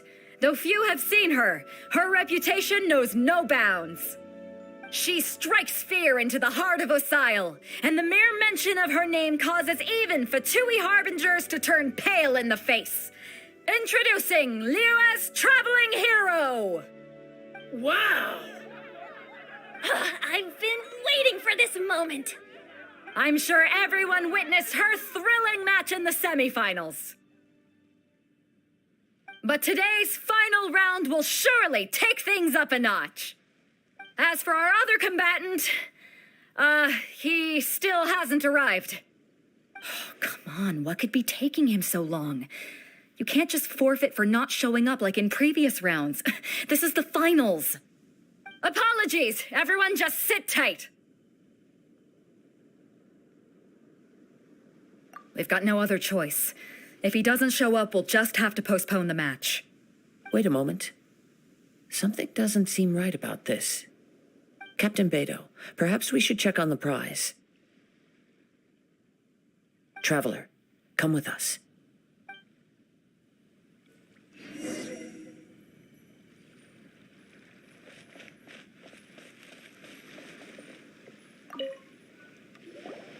Let me see.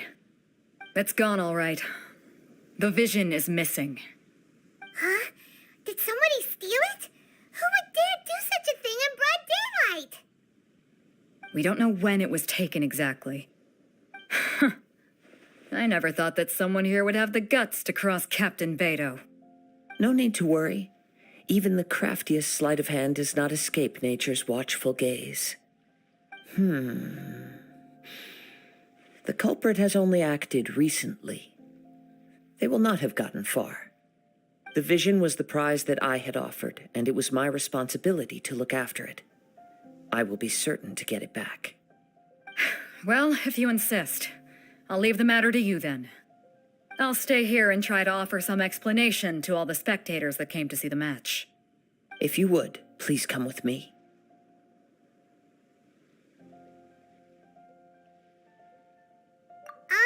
But we're on an island.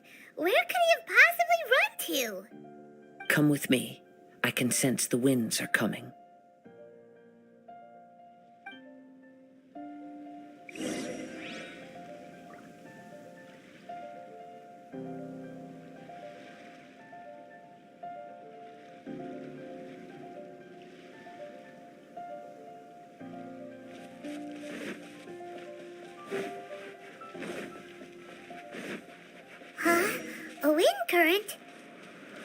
The winds have come at an opportune moment. Let's seize this chance.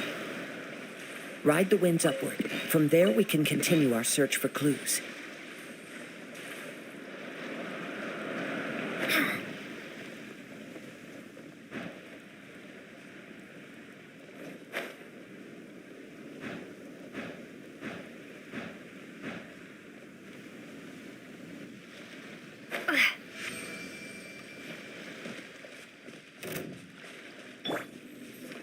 By the way, what made you suddenly think of checking the prize in the first place?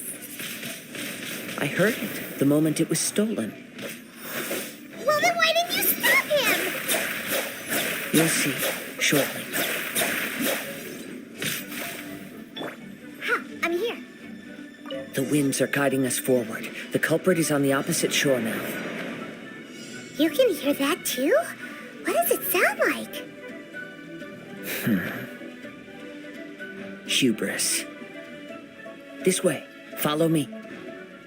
There may be an ambush waiting for us up ahead, but I trust that you are well prepared for such a scenario.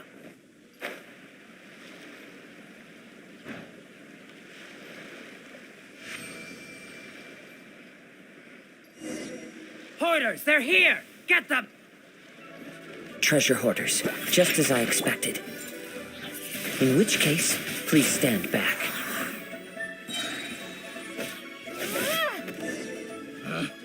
Picked the wrong test subject.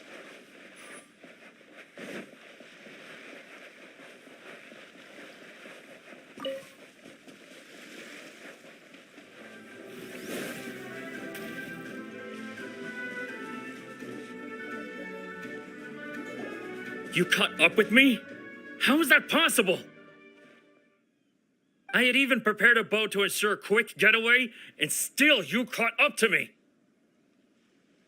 No boat could ever match the speed of the wind. The wind? What are you talking about? Oh, I get it. Your vision.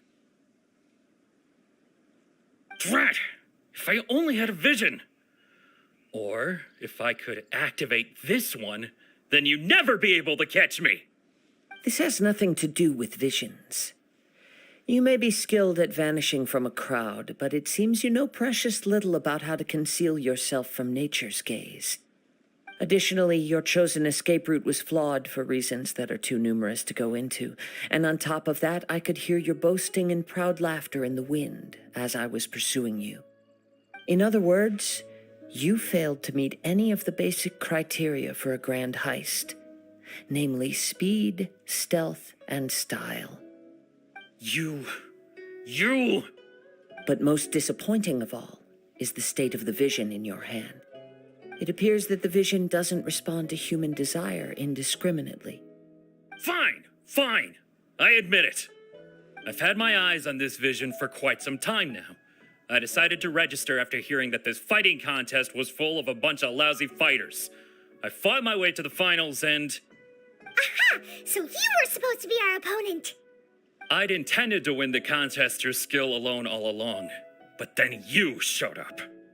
After watching the semifinals, I knew that I didn't stand a chance, but I wasn't about to give up on the vision so easily after coming all this way. Since there was no use in trying to face you in the match, I decided to put my skills to good use while everyone's attention was on you and Beto. I was convinced I prepared thoroughly for my escape, but somehow you still managed to catch up to me. After all I went through to get it? I think not.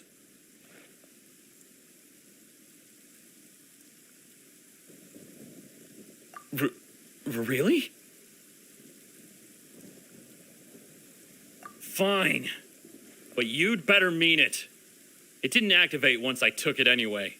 It's nothing but a useless shell to me. You know, according to the laws of the sea, the penalty for stealing is breaking the culprit's arms. Huh? You're not serious, are you? Not to mention that the item you stole was a prize. You didn't show up for the final match, and you damaged the reputation of the captain of the Crux fleet. It seems that it would be only fair to brand the word thief on your forehead with a hot iron. Whoa, we don't need to go that far, do we? I never would have guessed you could be so cruel. If this is where talking gets me, then forget it. I'll risk a fight. Yeah. Here's something special.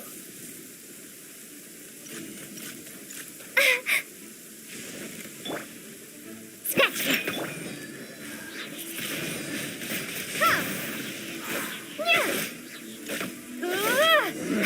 Just a temporary setback.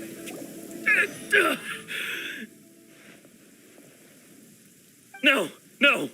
Do what you want, but please, don't brand my forehead, please. He has persevered to the bitter end, and now death looms near. Yet still the gods do not bestow their favor upon him. Put down the vision and leave.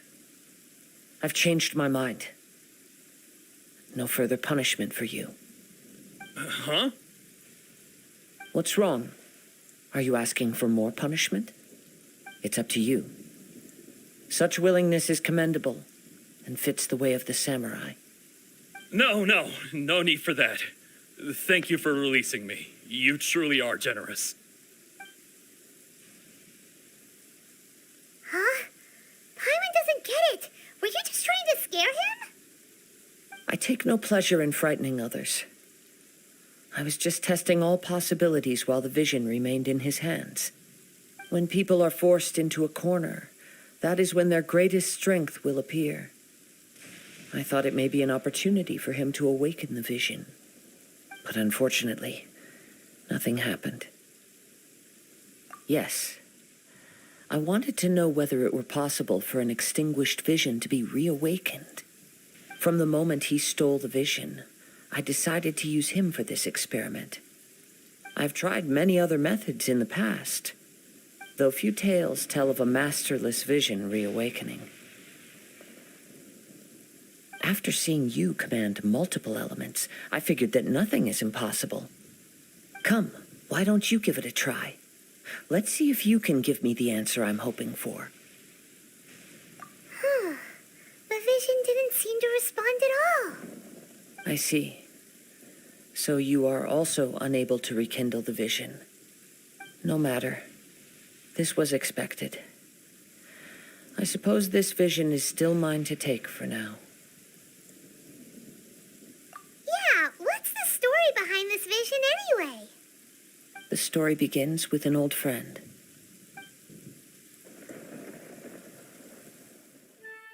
He was once a good friend of mine. One day he asked me about a sword art of which he had heard, the Musono Hitotachi. I told him it can only be witnessed when divine punishment is administered. It is the pinnacle of the Raiden Shogun's skill, a symbol of ultimate power.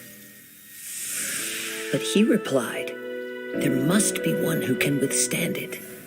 There will always be those who dare to brave the lightning's glow. Then, the vision hunt decree arrived. People's aspirations were stripped away as the Raiden Shogun began to construct her ideal of eternity. While I was fleeing from place to place, I heard that my friend had challenged the vision hunters to a duel before the throne.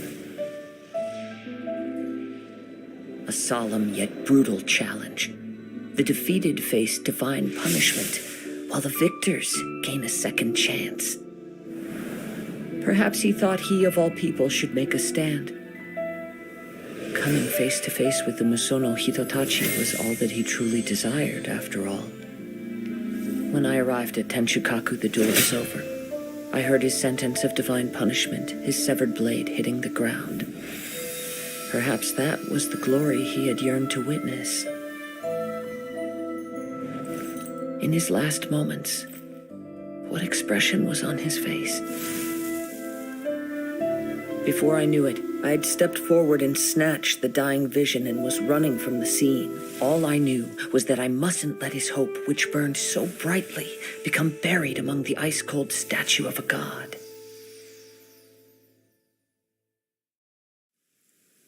Perhaps one day I may come to find that all I have done is meaningless. But as a wandering samurai, I find meaning in traveling and the sprawling beauty of nature that lies along the way, while still retaining the warrior way in my heart. Kazuha. It's just another way of saying I do as I please. All right then, it's time we returned. Allow me to gather the wind for us once more.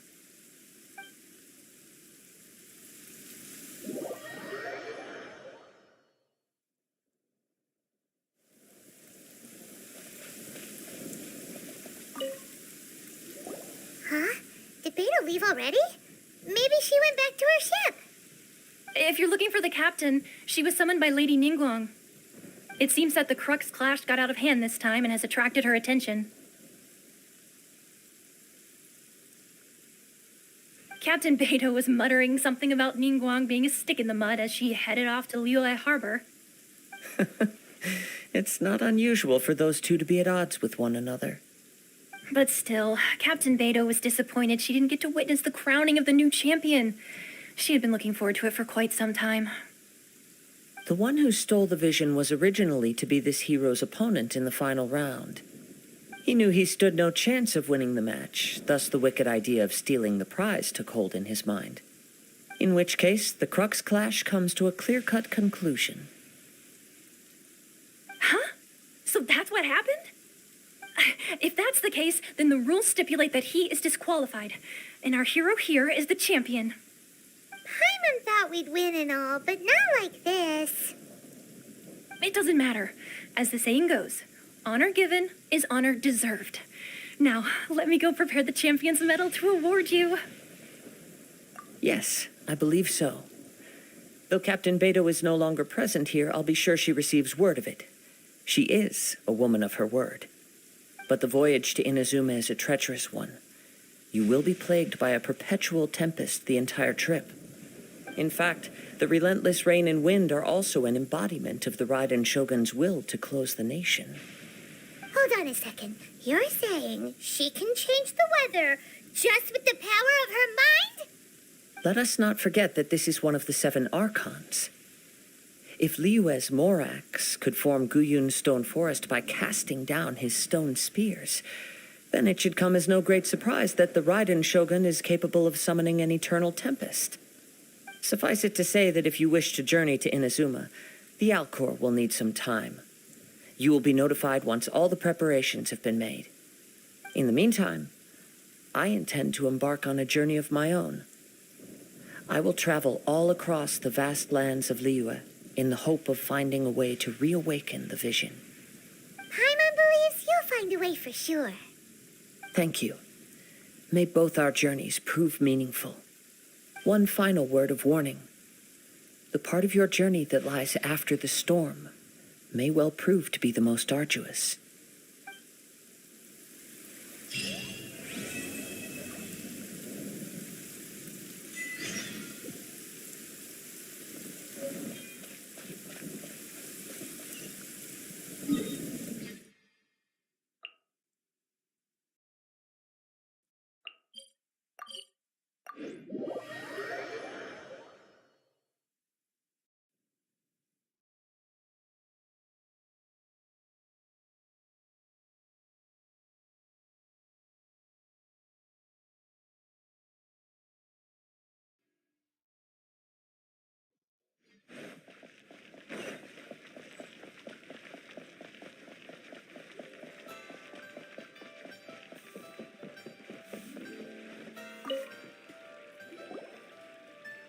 Ad Astra Abyssosk. What can I do for you, traveler? Ah, yes. I've heard that you've already made arrangements with the captain of the Crux fleet regarding your passage to Inodzume. Is that correct? Now that I think about it, it's been quite some time since I last visited those lands. Unfortunately, I don't have any current intel that would be worth sharing with you. There you are. You're the traveler that Beidou will be taking to Inodzume, right?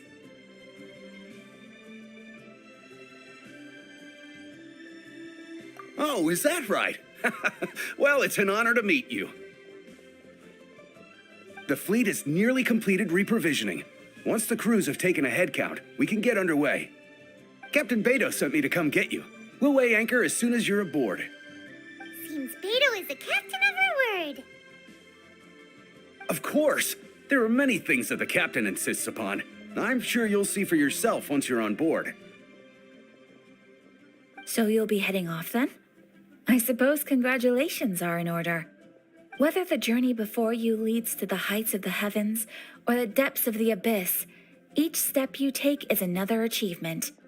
Until we meet again, ad astra episosk.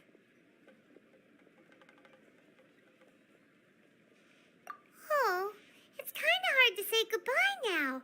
We practically see each other every day.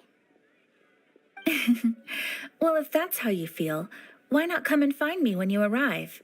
I'll be awaiting you on Narukami Island. So there's another Catherine in Inazuma? See, there's no need to get all sappy now. Well, I guess it's time for you to bid farewell to Liyue Harbor. Now that I've delivered my message, I'll be heading back. The ship is currently anchored off of Guyun Stone Forest. Okay, thanks for coming all this way to let us know. Just following orders. I'll see you two aboard the Alcor.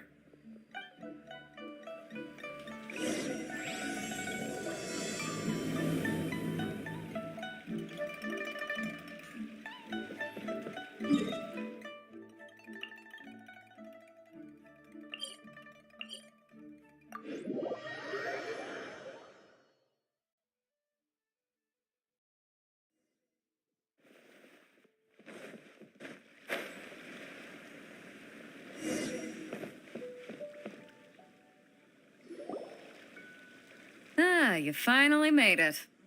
All these years, come rain or storm, the Crux fleet has never suffered a delay.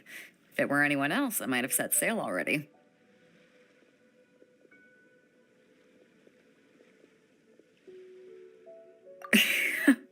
Don't look too serious, I'm only joking.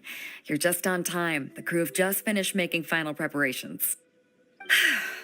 Well, now that everyone's here, we set sail for the land engulfed by storm and tempest. The nation of eternity. Anchors away!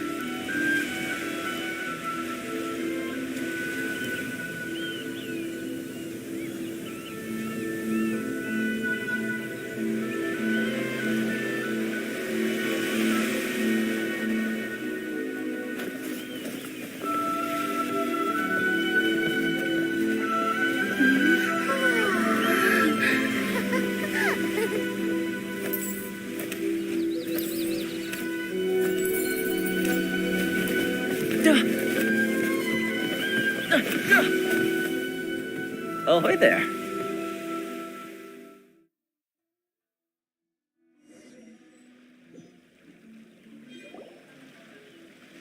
So, you finally made it. You sure kept me waiting, Captain. And it appears we have a couple of stowaways. Or perhaps I should say, honored guests. Shush! You can blame your almighty shogun. The tempests around Inodzume have been growing all the more fierce lately. Though the fleet was fully up to the challenge, the inclement weather still caused some delay. Now then, let me introduce everyone.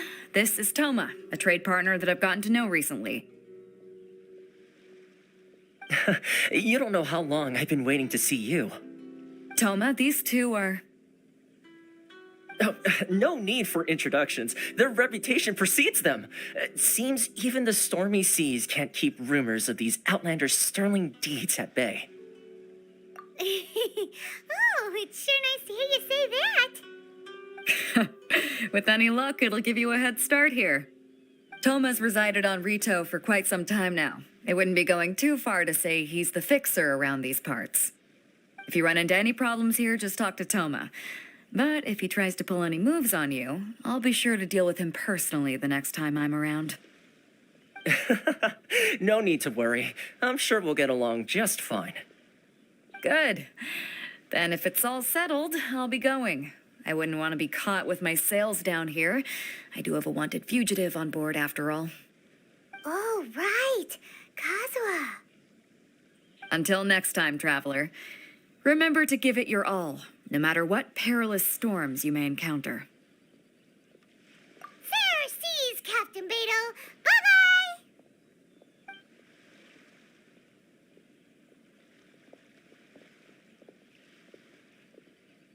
Now then, first things first. We need to go get you registered at the border checkpoint. Paimon thought we were supposed to be keeping things on the down low. Are we just gonna walk into the government's hands? Don't underestimate the reaches of the Sakoku decree. You wouldn't be able to avoid inspection even if you tried. So we have to play by the rules, even if we're kind of bending them.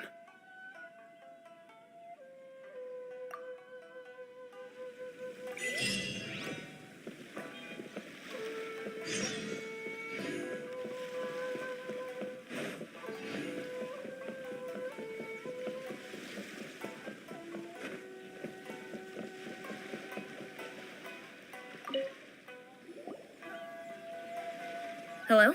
Please state your name, identity, and the purpose of your visit. Oh, except you, Toma. You must be new here. Excuse me? Please provide the information requested and also declare any goods you are carrying with you.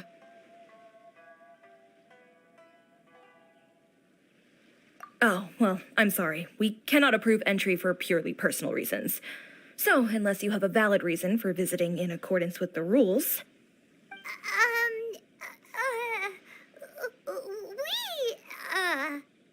My apologies, but I'll have to ask you to... Here are the entry papers, for your kind perusal. What? Take your time. No rush or anything.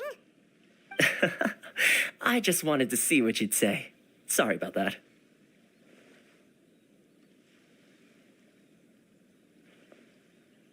I see. Okay. Your papers are all in order. Welcome to Rito. Phew. So, where do we go next? The Outlander Affairs Agency. They only check entry permits here. If you want to remain on Rito, there's a process you have to go through with them. Sheesh.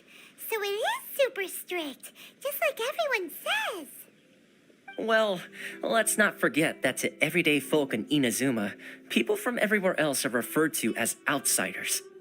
As the word suggests, outlanders aren't very welcome in Inodzume with the Sakoku decree in force. Not even on Rito, where they've established an outsider settlement.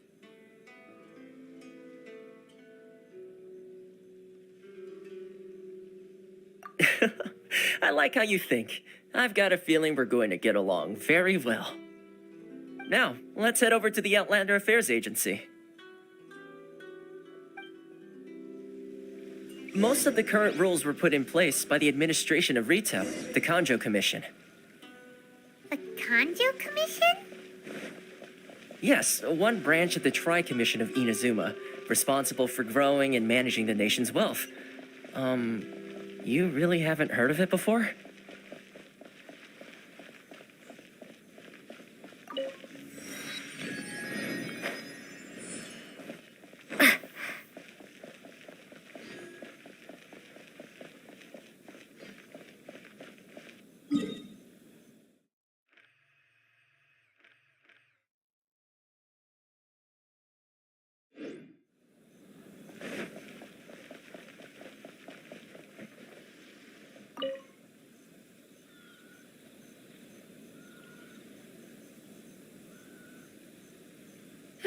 You've completed the entry procedures, yes? And now you want to apply for residency, both of you?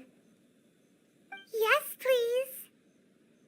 Okay, the processing fee will be 2 million mora. 2 million? For a processing fee? Are you serious? That's right. 1 million per applicant, which makes 2 million total. Don't worry, you can trust my math. Paimon wasn't so much questioning your math as...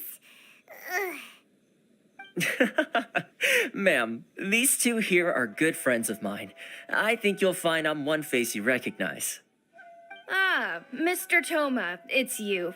By way of courtesy, allow me to reduce it to 400,000 mora total. Thank you ever so much, Miss Eureka. But as this is just a processing fee, I think 600 mora should cover it if I'm paying on their behalf. I'll treat you to dinner too. How does that sound? That's not how you haggle! By all means, bargain the price down, but... All right then, as you wish, Mr. Toma. I will make a record. Much obliged.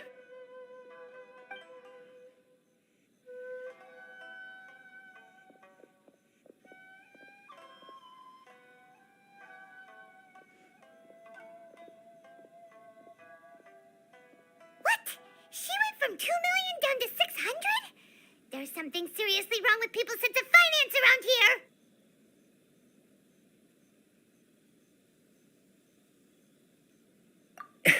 It's not as mind-boggling as you think. A processing fee is just a figure of speech. The way some here at the agency see it, the fees are easy money, so it becomes a question of how much they can make. So when the day comes that some poor merchant from overseas with more money than sense gets stuck here and needs to apply for residency... Then they'll milk them for all they're worth! Exactly. It's at times like this that having a local friend really comes in handy.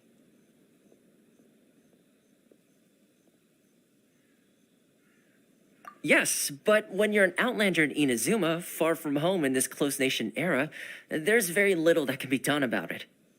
The most that overseas merchants can do to look after themselves is stick together. That's how the International Trade Association came about. So it's a trade association built by and for Outlanders? Yep. And as well as advancing commercial interests, the association provides help, support, and structure for Outlanders trying to survive on Rito. Essentially, it's an association devoted to both commercial excellence and survival skills.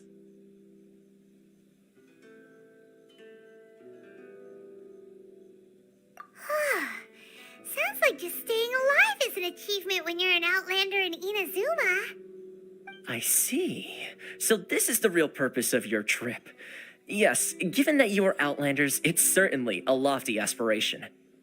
After all, the Raiden Shogun is the most exalted and revered one in all of Inazuma. She is a deity who reigns on high, while all other life gazes up in awe. Huh. I was going to say nothing is set in stone when it comes to who you will encounter in this world. Who's to say you won't happen to run into the Raiden Shogun one day after lunch? Uh-huh. And is that likely? Okay, I'll give it to you straight. I know of a way to introduce you to the Raiden Shogun. Really? Wow, the Rito Fixer is better connected than we thought.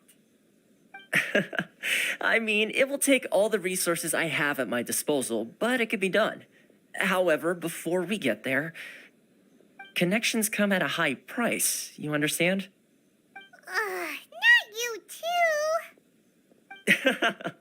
No. In this instance, when I say price, I'm not talking about Mora. In fact, there's no real cost as such. It's just that if this is something you really want, you'll have to agree to help other people solve some of their problems first. I like to do things in a way that keeps everybody happy. It's my own personal rule for dealing with situations like this. Sounds very reasonable to Paimon. You're the man in the middle, so you have to trade favors to keep everyone indebted to you.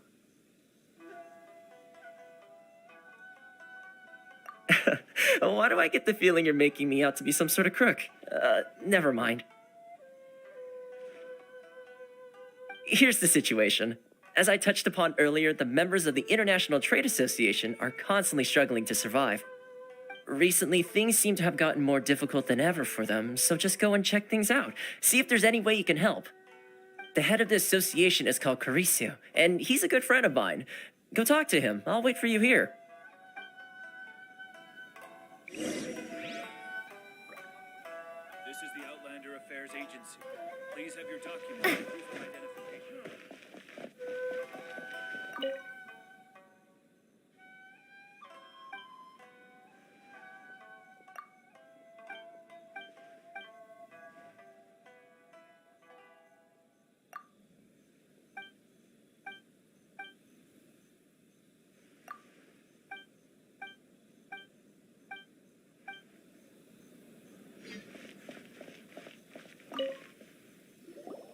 Huh? Hello there. You must be seeking refuge with the International Trade Association. The Outlander Affairs Agency took you for all you're worth, I suppose. Good. That's a relief. You need to be careful, or you'll find yourself losing your savings all at once. We heard the association has been having some difficulties lately. Is that true? Yes. Left, right, and center. Obstacles at every turn. But that's nothing new for us. The Sakoku decree certainly makes things difficult for anyone who wants to come here from overseas. But it's not the root cause of our woes. The Sakoku decree might restrict our scope of activity, but in and of itself, it doesn't stop us from being able to enjoy a comfortable existence. No. What's really squeezing us Outlander merchants dry is those Mora grubbers from the Kanjo Commission. Oh, of the 3 commissions, that's the one that oversees everything on retail, isn't it? That's right. They impose astronomical tax rate, unbelievable regulations, and that's not the worst of it. They just issued a new tax decree recently that, for some reason, completely changes the way we pay our taxes. It used to be Mora, but now it's something called Crystal Marrow. Crystal Marrow? What's that? Something that most of us in the association had never heard of before either, until the new decree came along.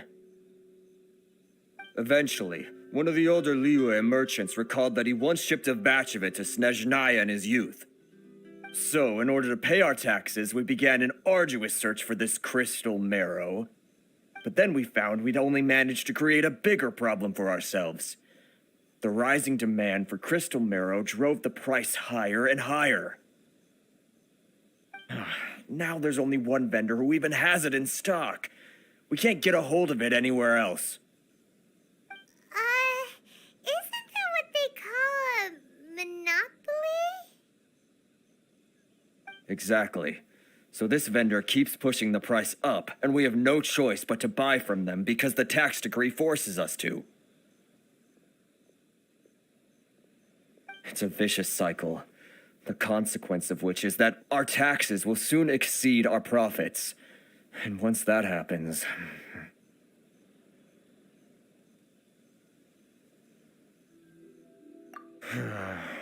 We've tried communicating with the Commission directly, but this is a nation where the cries of a few struggling merchants will never be heard over the ever-present roar of thunder. Fontaine, my dear homeland. I miss you an awful lot at the moment. Sounds awful. They're really bleeding them dry. What do you think we should do?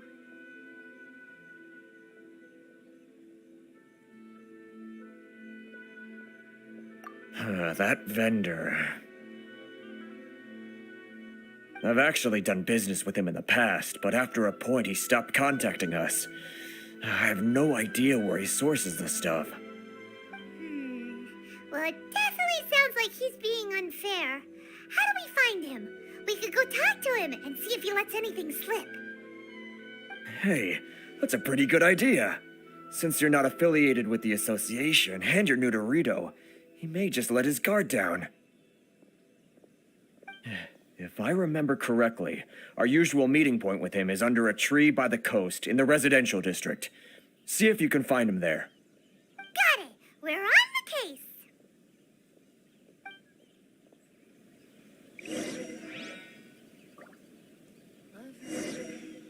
Which one should I choose? Should I close early?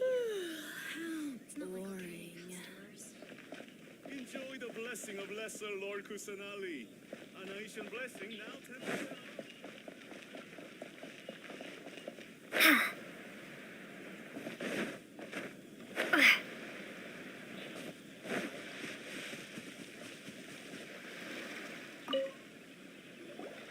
Huh?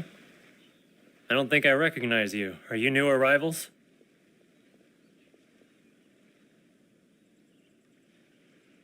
So, what do you need with me? The sheer nerve. You don't go around asking questions like that. If I gave you my sources, I might as well hand you the whole darn business. Trade secret. Got it? You know what trade and secret mean, right? This guy's got a bad attitude. Ha! Are you even buying? Oh, I see what's going on here. Karisu and his associates sent you here to try and plead their case, didn't they? They're wasting their time. The price is non-negotiable, not by a single mora. Hey, what's your problem? Get out of here, go on. Tell them they're lucky to be buying from me in the first place, and they ought to be more grateful. If it weren't for me, they'd be in seriously hot water. What are we gonna do? There's no talking to this guy. Good idea. Let's check back in with him.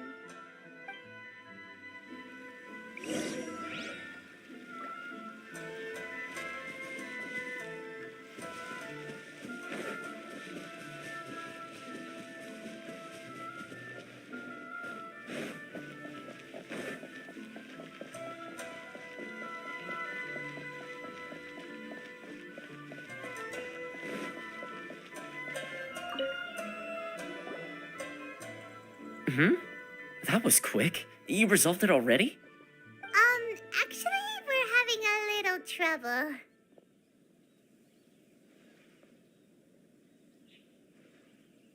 Oh? Well, by all means, tell me what you need. I'll help as much as I can. Getting you to go fixing things when you've only just arrived is quite a demand. Oh, that guy? I'm familiar. He used to be a bit of a sorry sight, selling shells that he collect on the beach just to get by, but he seems to have suddenly shot up in the world recently. I can only assume he must have found himself a patron after leaving the International Trade Association. Huh. You're saying he used to be a member of the International Trade Association? So he's an Outlander too? Yes. Couldn't you tell when you spoke to him?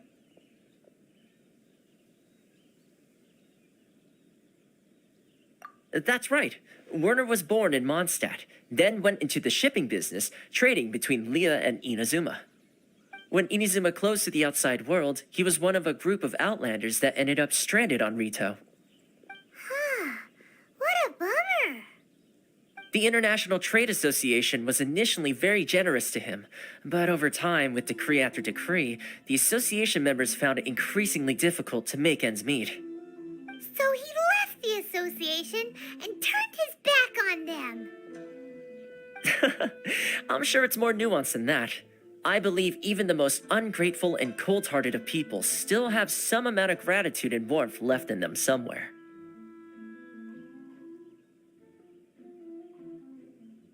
Really? Is that all you need to know? Well then, it sounds like you may have found a way in with him.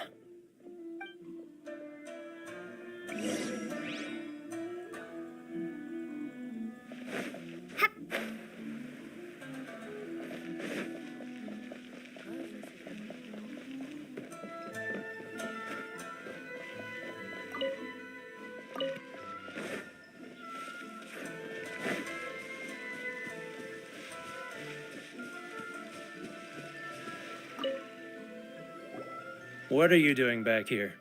Just because I got plenty of time on my hands doesn't mean I want to waste any of it talking to you.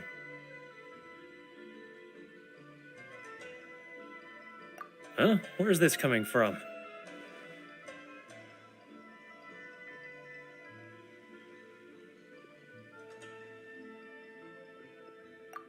Mondstadt?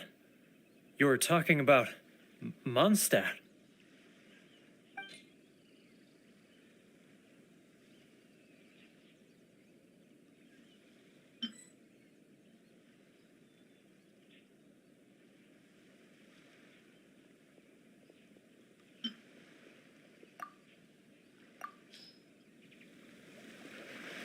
Goodness, I can sense it now. So familiar, but I can't remember the last time I was there. The scent of Mondstadt. Oh, how it takes me back. Oh, my hometown, the home of freedom. How I long to go back and visit. It's working! So, trying to play my heartstrings like a liar, are you? I know what you're up to. Huh? What is this? What are you up to now? Just close your eyes already! You mean the sound of the ocean?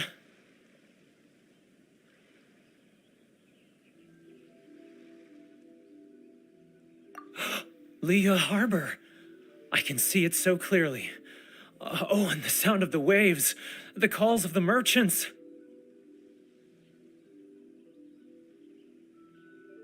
Xiao lanterns. I'm right there at the lantern right. Oh, look at them floating up into the sky. This guy has a really active imagination. Either that or he really does miss Liyue Harbor. Liyue.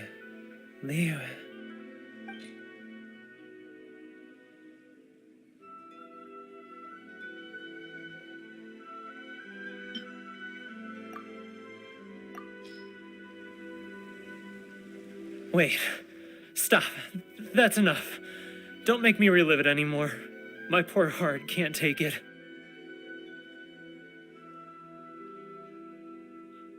You mean the folks from the International Trade Association? And I suppose they are far from home, just like me. Often, I'll sneak down to the shore at night and listen to the sound of the waves. I like to imagine it's the voice of my hometown, carried across the ocean. I've run into folks from the association more than a few times doing just that, but I always hide my face and slip away. Don't you think I've wanted to talk things through with them and free myself from this anguish? Well, no one's stopping you, so... They're so resilient. None of them had anyone else to rely on, so they rallied together, committed to finding a way to survive. But I couldn't do it. I'm not strong enough. So I caved. Those people, they'd make the smallest of promises, offer the most measly benefits, and I'd do whatever they asked of me. And make Mondstadters look like the worst people in the world. All right, I'll tell you the whole story. It's eating me up inside, and I can't take it anymore. You ready to talk now?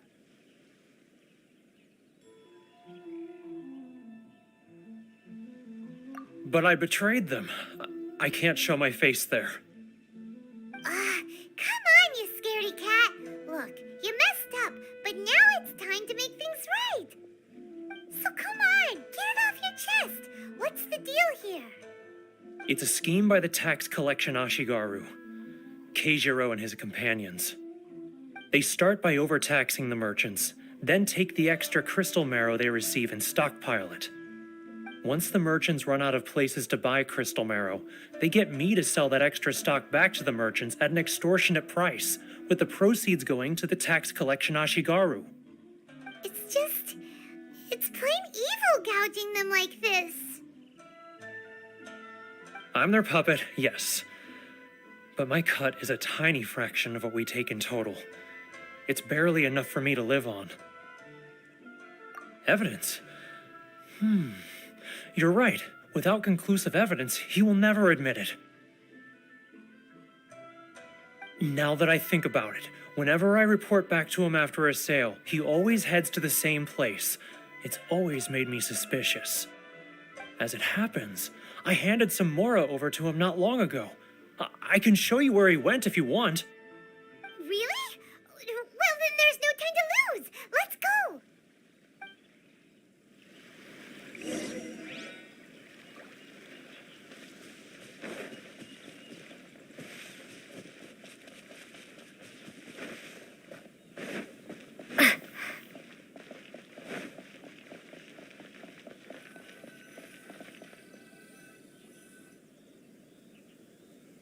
Keijiro, it's him!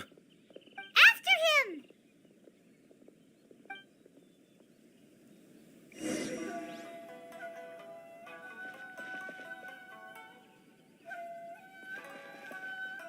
Love or freedom? Which one should I choose? Should I close early? It's not like I'll get any customers. Sorry. I need to think about it.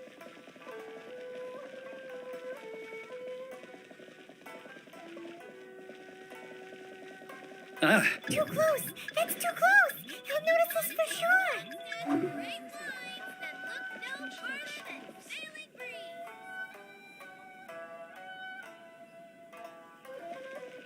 Now. Too close! That's too close! He'll notice us for sure!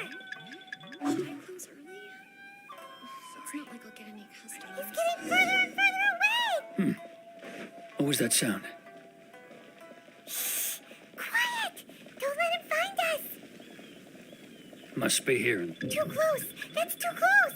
He'll notice us for sure! He's getting further and further away! Let's catch up a little. Huh? Where'd he go?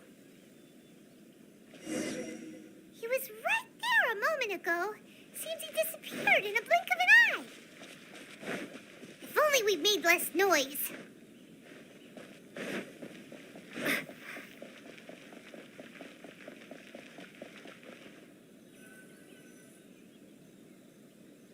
Keijiro, it's him! After him!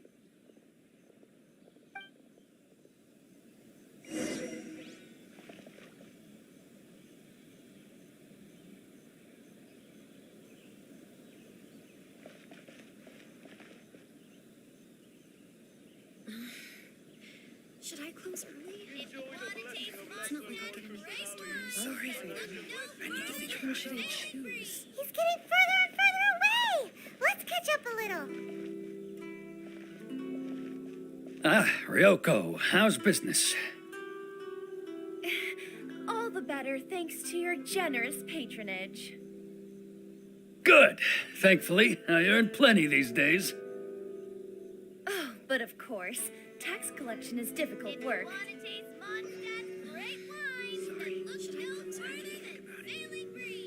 Now, who else is behind on payments? Let me think. Yes, the trade association clique still needs to be brought into line.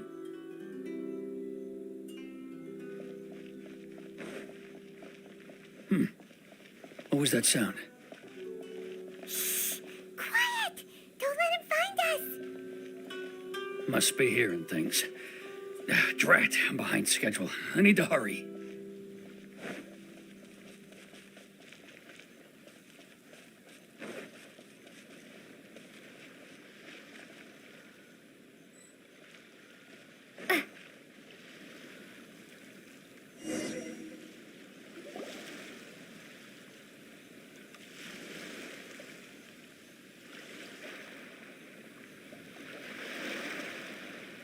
What could he be doing at a place like this? It looked like he buried something over there, didn't it?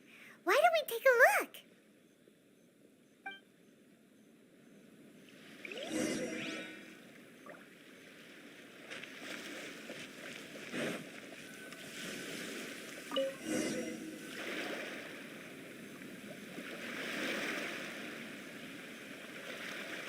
Whoa, it's a ledger. Boring! Paimon thought he'd hidden a big pile of Mora here.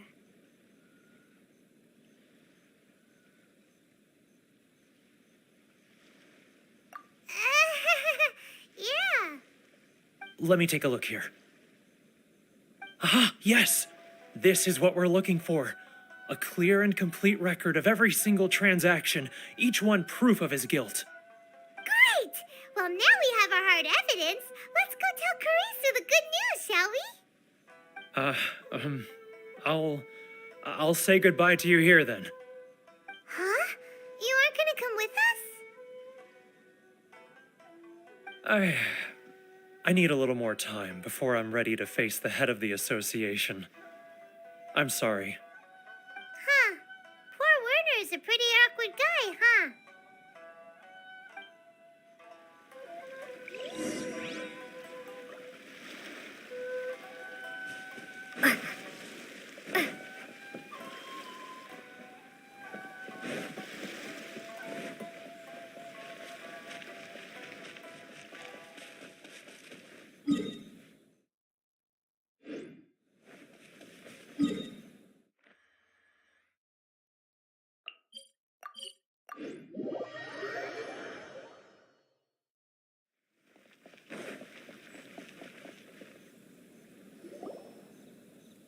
But we really don't have anything left. If this keeps up, our sales will come in at a loss. There'll be nothing left for us to do but starve. You know the decree. The rules are the rules. No discounts, no exceptions, and no excuses. And who are you? Another new member of the association? It just so happens that we found your little ledger, so now we're here to tell everyone all about how you embezzled crystal marrow to sell it right back to the taxpayers. Huh? Is this true? You've been swindling us! Well, you see, the taxes, Let me take a look at the ledger.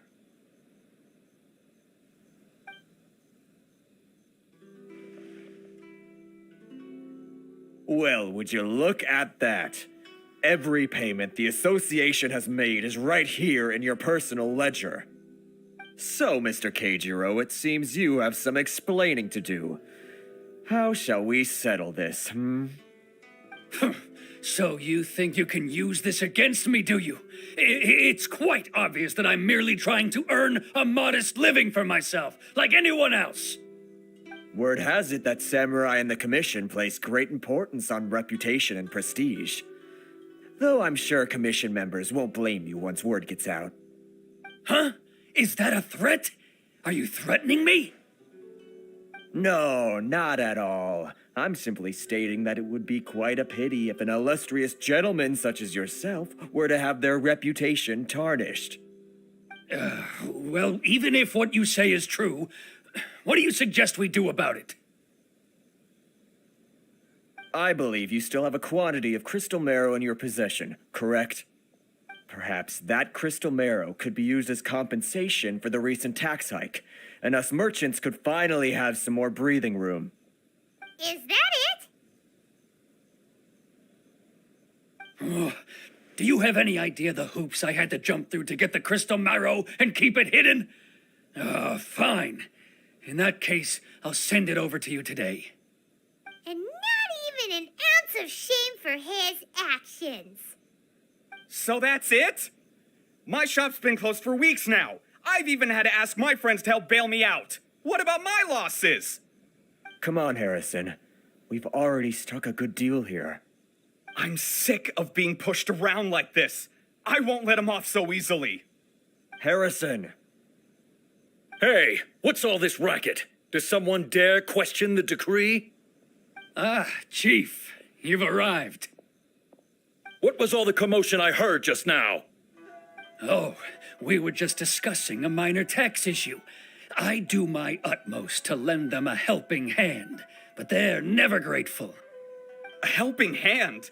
The only thing you're doing is stuffing your greedy pockets with our hard-earned wealth. I assure you that Hirage Shinsuke will hear of this. Oh, and you dare to utter the commissioner's name. You outlanders have no respect for the rules. Seize the merchants. We will resolve this dispute back at headquarters. Uh-oh. This is going in a bad direction. Gentlemen, come now. Is there any need for this? If there's a dispute to resolve, let's get a drink and talk it over. Who are you supposed to be? And why in my right mind would I join you for a drink? You never heard of the Fixer?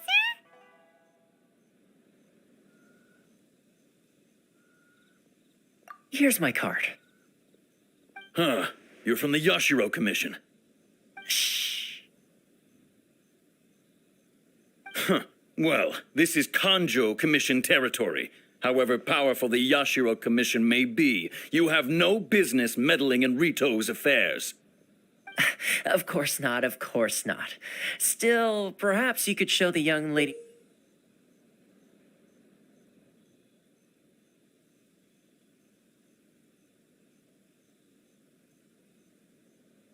of our clan some courtesy. You wouldn't want your name showing up in a petition to the Shogun, would you? That fan, the Shirasagi Himegimi. I don't need any trouble with her. Okay, let's forget all this. It'll give us one less thing to worry about. But, Chief! Enough! We're leaving. Let's get dinner one day soon, gentlemen. My treat, I insist. No response, huh? I suppose that bridge is well and truly burned then.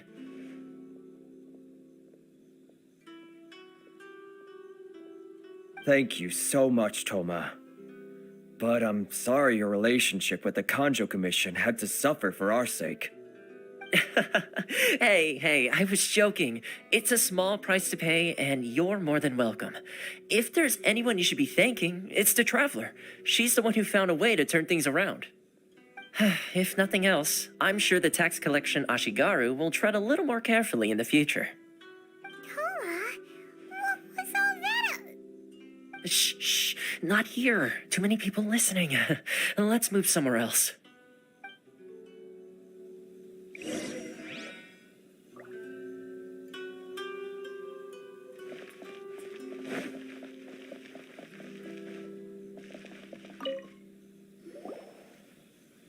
Corruption seems rife in the Kanjo Commission. They truly are rotten to the core. All right, time for me to answer your questions. What would you like to know? Straight to the point. Let me reintroduce myself. I belong to the Kamisato clan of the Yashiro Commission on Narukami Island. I'm an attendant of the Shirasagi Himegimi. You've been keeping your true identity a secret from us this whole time? So, the Yashiro Commission. Guessing that's another branch of the Tri-Commission? Correct. The Kamisato clan is the head of the Yashiro Commission, who manage ceremonial and cultural affairs. I'd go into more detail on what exactly that covers, but I'm not even sure myself. I'm just someone who was fortunate enough to be taken in by the Kamisato clan. My role is to take care of the daughter of the clan, Kamisato Ayaka, also known as the Shirasagi Himegimi. Seems like she must be super famous in Inazuma, given the reaction of those guys just now. Oh, most definitely. She's graceful, dignified, and kind-hearted, too. The people of Inazuma quite adore Miss Kamisato. Her fame even somewhat eclipses that of her older brother, Kamisato Ayato, despite the fact that he's the current head of the clan. I suppose those who treat others with compassion earn themselves the same treatment in return. Miss Kamisato's situation certainly seems to attest to that. Take me, for example. I'm just an attendant, and yet she treats me as an equal, as she would a friend. You're asking the right questions, and to be honest, I don't want to keep you in the dark any more than is necessary. Firstly, you should know that being a fixer is not something you can fake.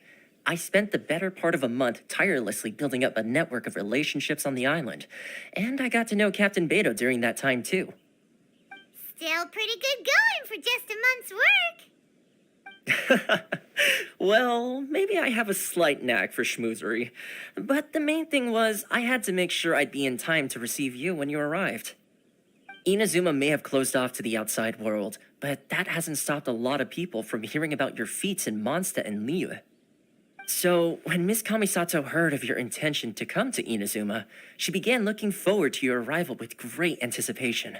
She's excited to find out whether the rumors are true. That is, that you have what it takes to change the tide of the times. Change the tide of the times? In the test I gave you earlier, although there were a few hiccups at the end, it was you who found the way to turn the situation around. Navigating powerful people, using their character flaws to your advantage. It's just what Miss Kamisato had hoped to see. With your help, even the Vision Hunt decree...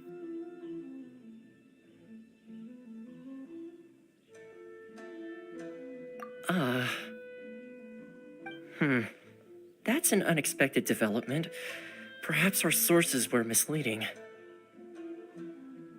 Yes, of course.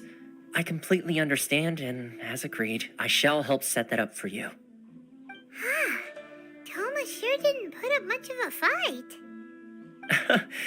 Well, my work on Rito is done. So I suppose this is goodbye for now.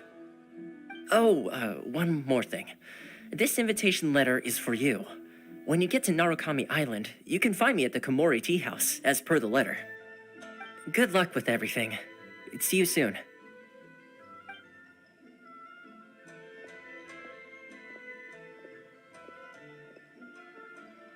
Toma's not such a bad guy, huh? We should get going. Huh? What's up? Oh, right! Paimon forgot all about that! Wait, so did Toma forget that too? Oh, darn it! No wonder he was so matter-of-fact about the whole thing! As soon as we get off Ritu, Paimon's going straight to Komori Tea House to settle the score! Well, guess we should give it a try. Let's head to the border and see how far we get.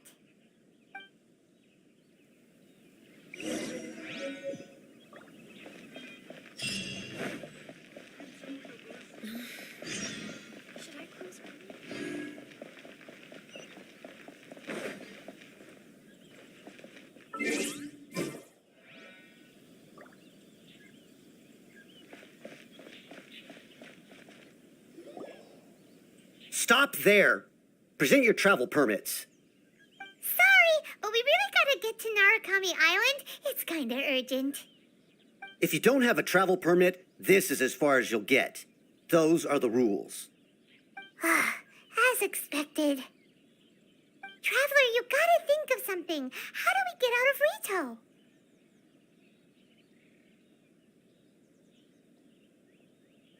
Are you saying we should go and meet with the Kanjo Commissioner? Guess it can't hurt to try, even if Paimon has a few choice words to say about his subordinates. Who knows? Maybe he's our biggest fan.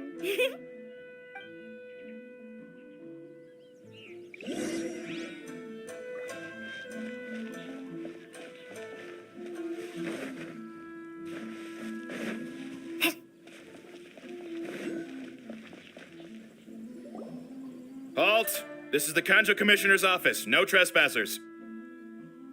We are here to see, the Kanjo Commissioner? The Kanjo Commissioner seldom entertains Outlanders. Leave now or we'll be forced to... Wait. Oh, Commissioner! These two are honored guests from afar. No need to give them the usual spiel. Come on in. Let's see what we can do for you. Did you get all that, mister? My sincere apologies.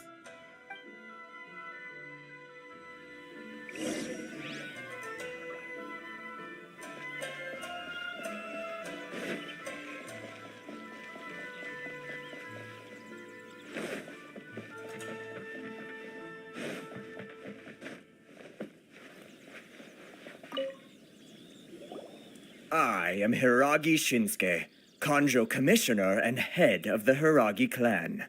It's an honor to meet you both. Nice to meet you, sir. So, the reason we wanted to come and see you was because... All right, all in good time.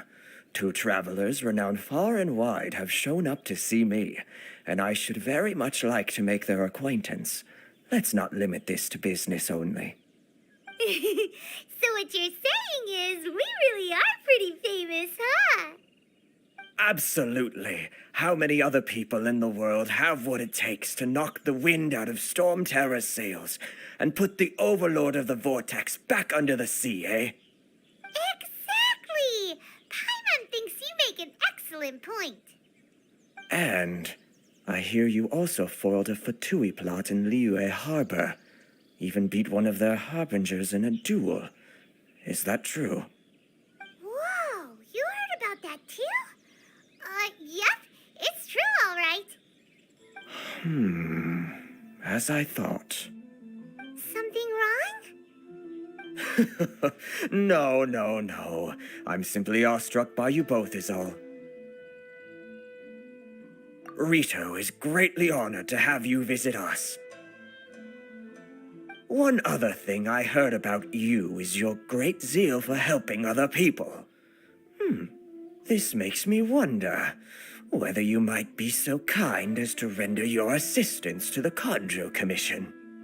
Oh, sure, no problem. Whatever you need, right? Excellent. Well then. You must know the Qingxin. A flower grows on the mountaintops of Liyue. Yep, we've picked a few of those before. So, you want us to go back to Liyue? Yes, bring me 300 Qingxin, would you? Freshly picked, I mean. Did Paimon hear that wrong?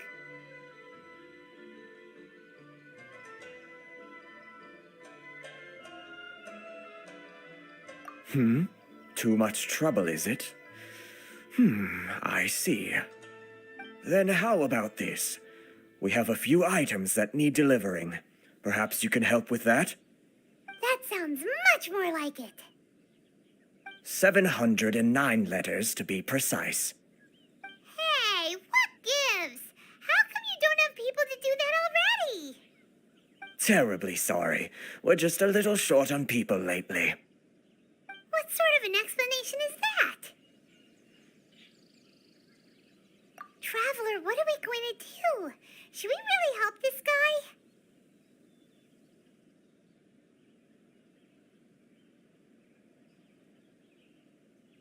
That's the spirit. Don't keep me waiting too long now.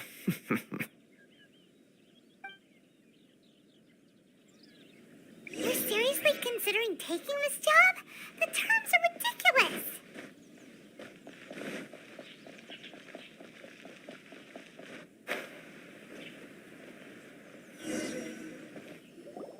Halt, you two! Huh? What did we do? Miss Hiragi has a letter for you. She insists that you read it immediately. A letter? Quick, let Paimon see. So this means she wants you to secretly meet her at night? But you didn't seem surprised at all by this. What's going on?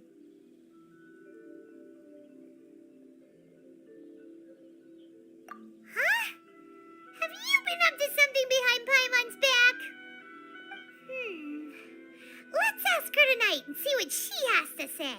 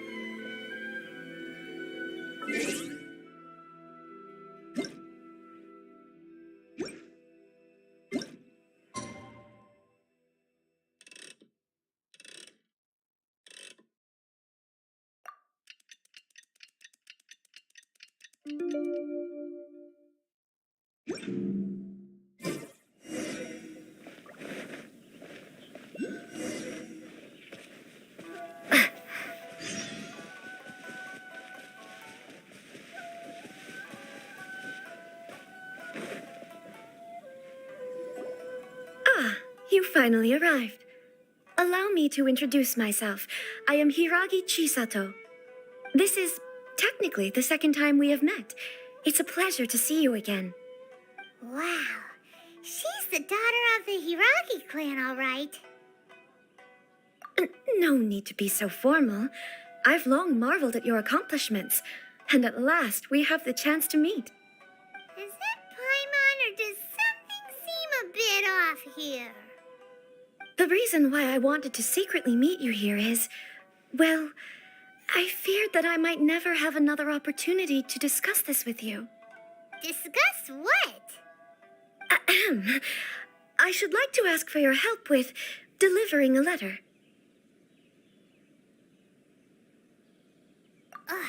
Like father, like daughter. Couldn't you be more original? No, you misunderstand me. Please, allow me to explain. I was hoping that you could deliver a letter to Narukami Island in my stead. It is to be given to Kujo Kamachi of the Tenryou Commission. My father has always forbidden me from communicating with him. He knows that there are prospects for my marriage that would better serve him politically. But my heart is with Kamaji. There is no one who would dare defy my father's will on Rito, but you are Outlanders. Outlanders seeking to get to Narukami Island. It would be regrettable to let such an opportunity pass. Oh, Paimon gets the whole picture now. Of course, in doing so, I will also do everything in my power to help you leave Rito.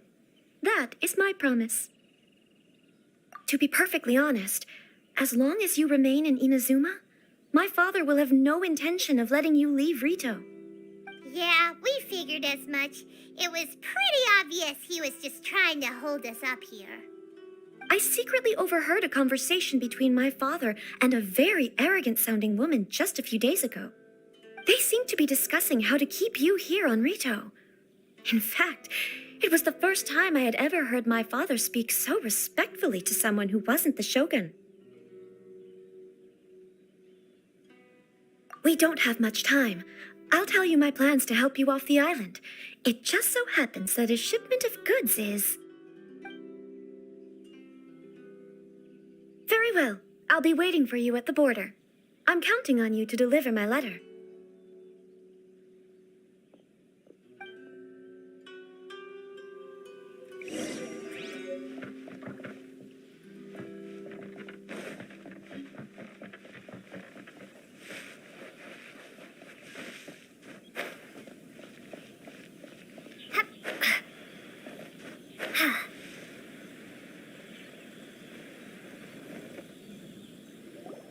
Hold on, please.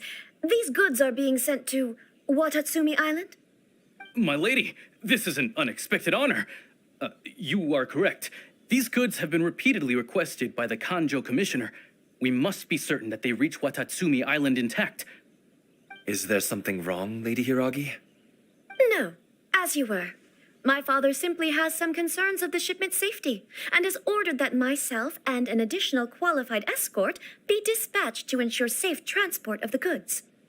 My lady, you aren't suggesting that you intend to escort this shipment personally, are you?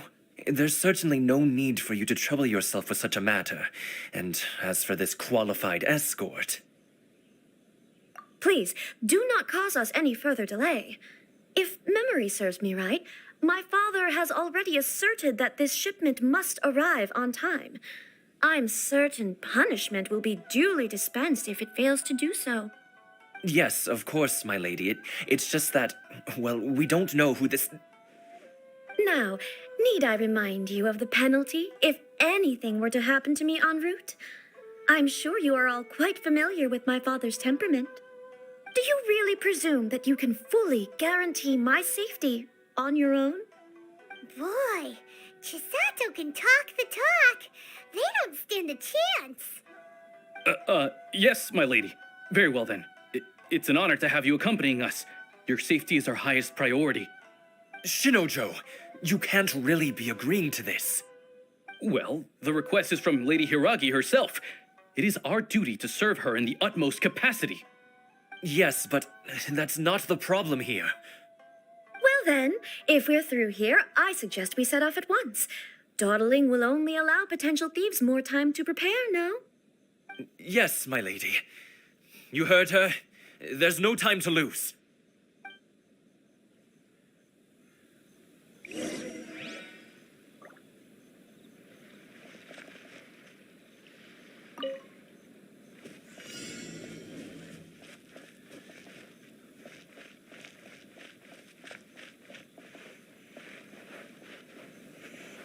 My lady, please stay back. We'll handle it. Not as well as we'll handle it.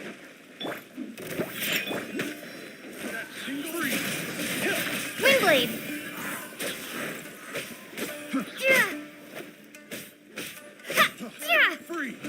Be still.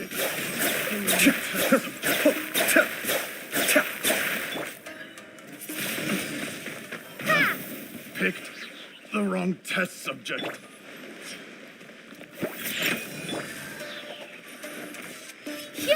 My blade! Monster sighted! Prepare to counterattack! Protect Lady Hiraki at all costs! We'll take care of this. Stay with Chisato.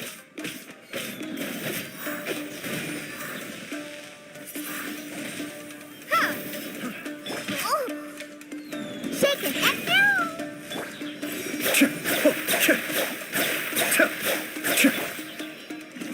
Say no more!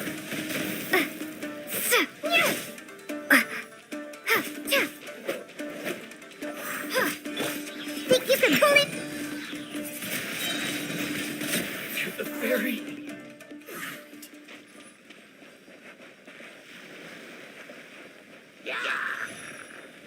Be gone. Windblade. Watch out! More monsters inbound! Lady Hiraki, stay close.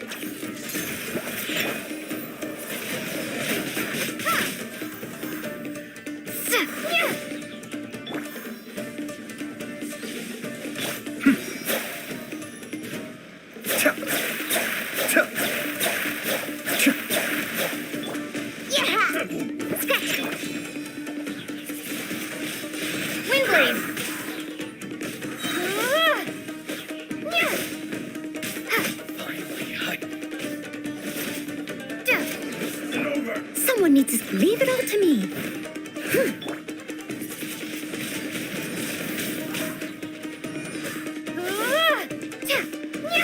Cut down. Like this. We can take refuge in the village up ahead. How are you faring, my lady? I'm perfectly all right. You may stop here. The road to Narukami Island is just over there. In my letter, I've requested Kamaji to grant you a special travel permit from the Tenryou Commission.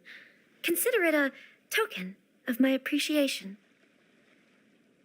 My lady. So that's how it is.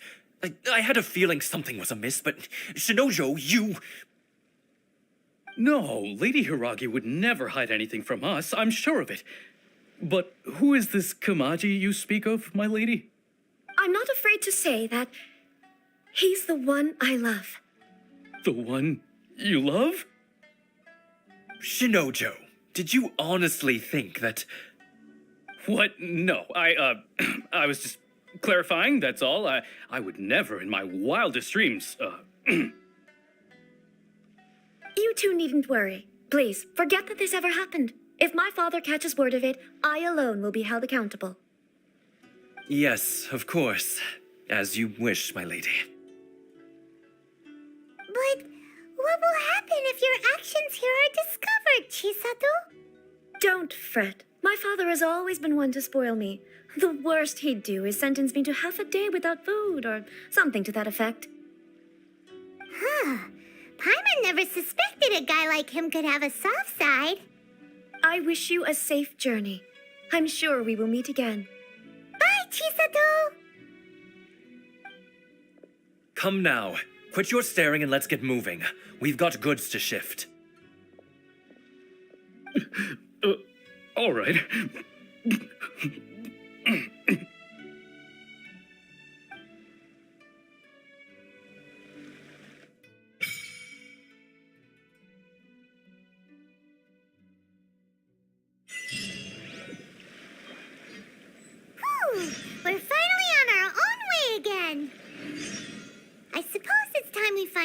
Inazuma.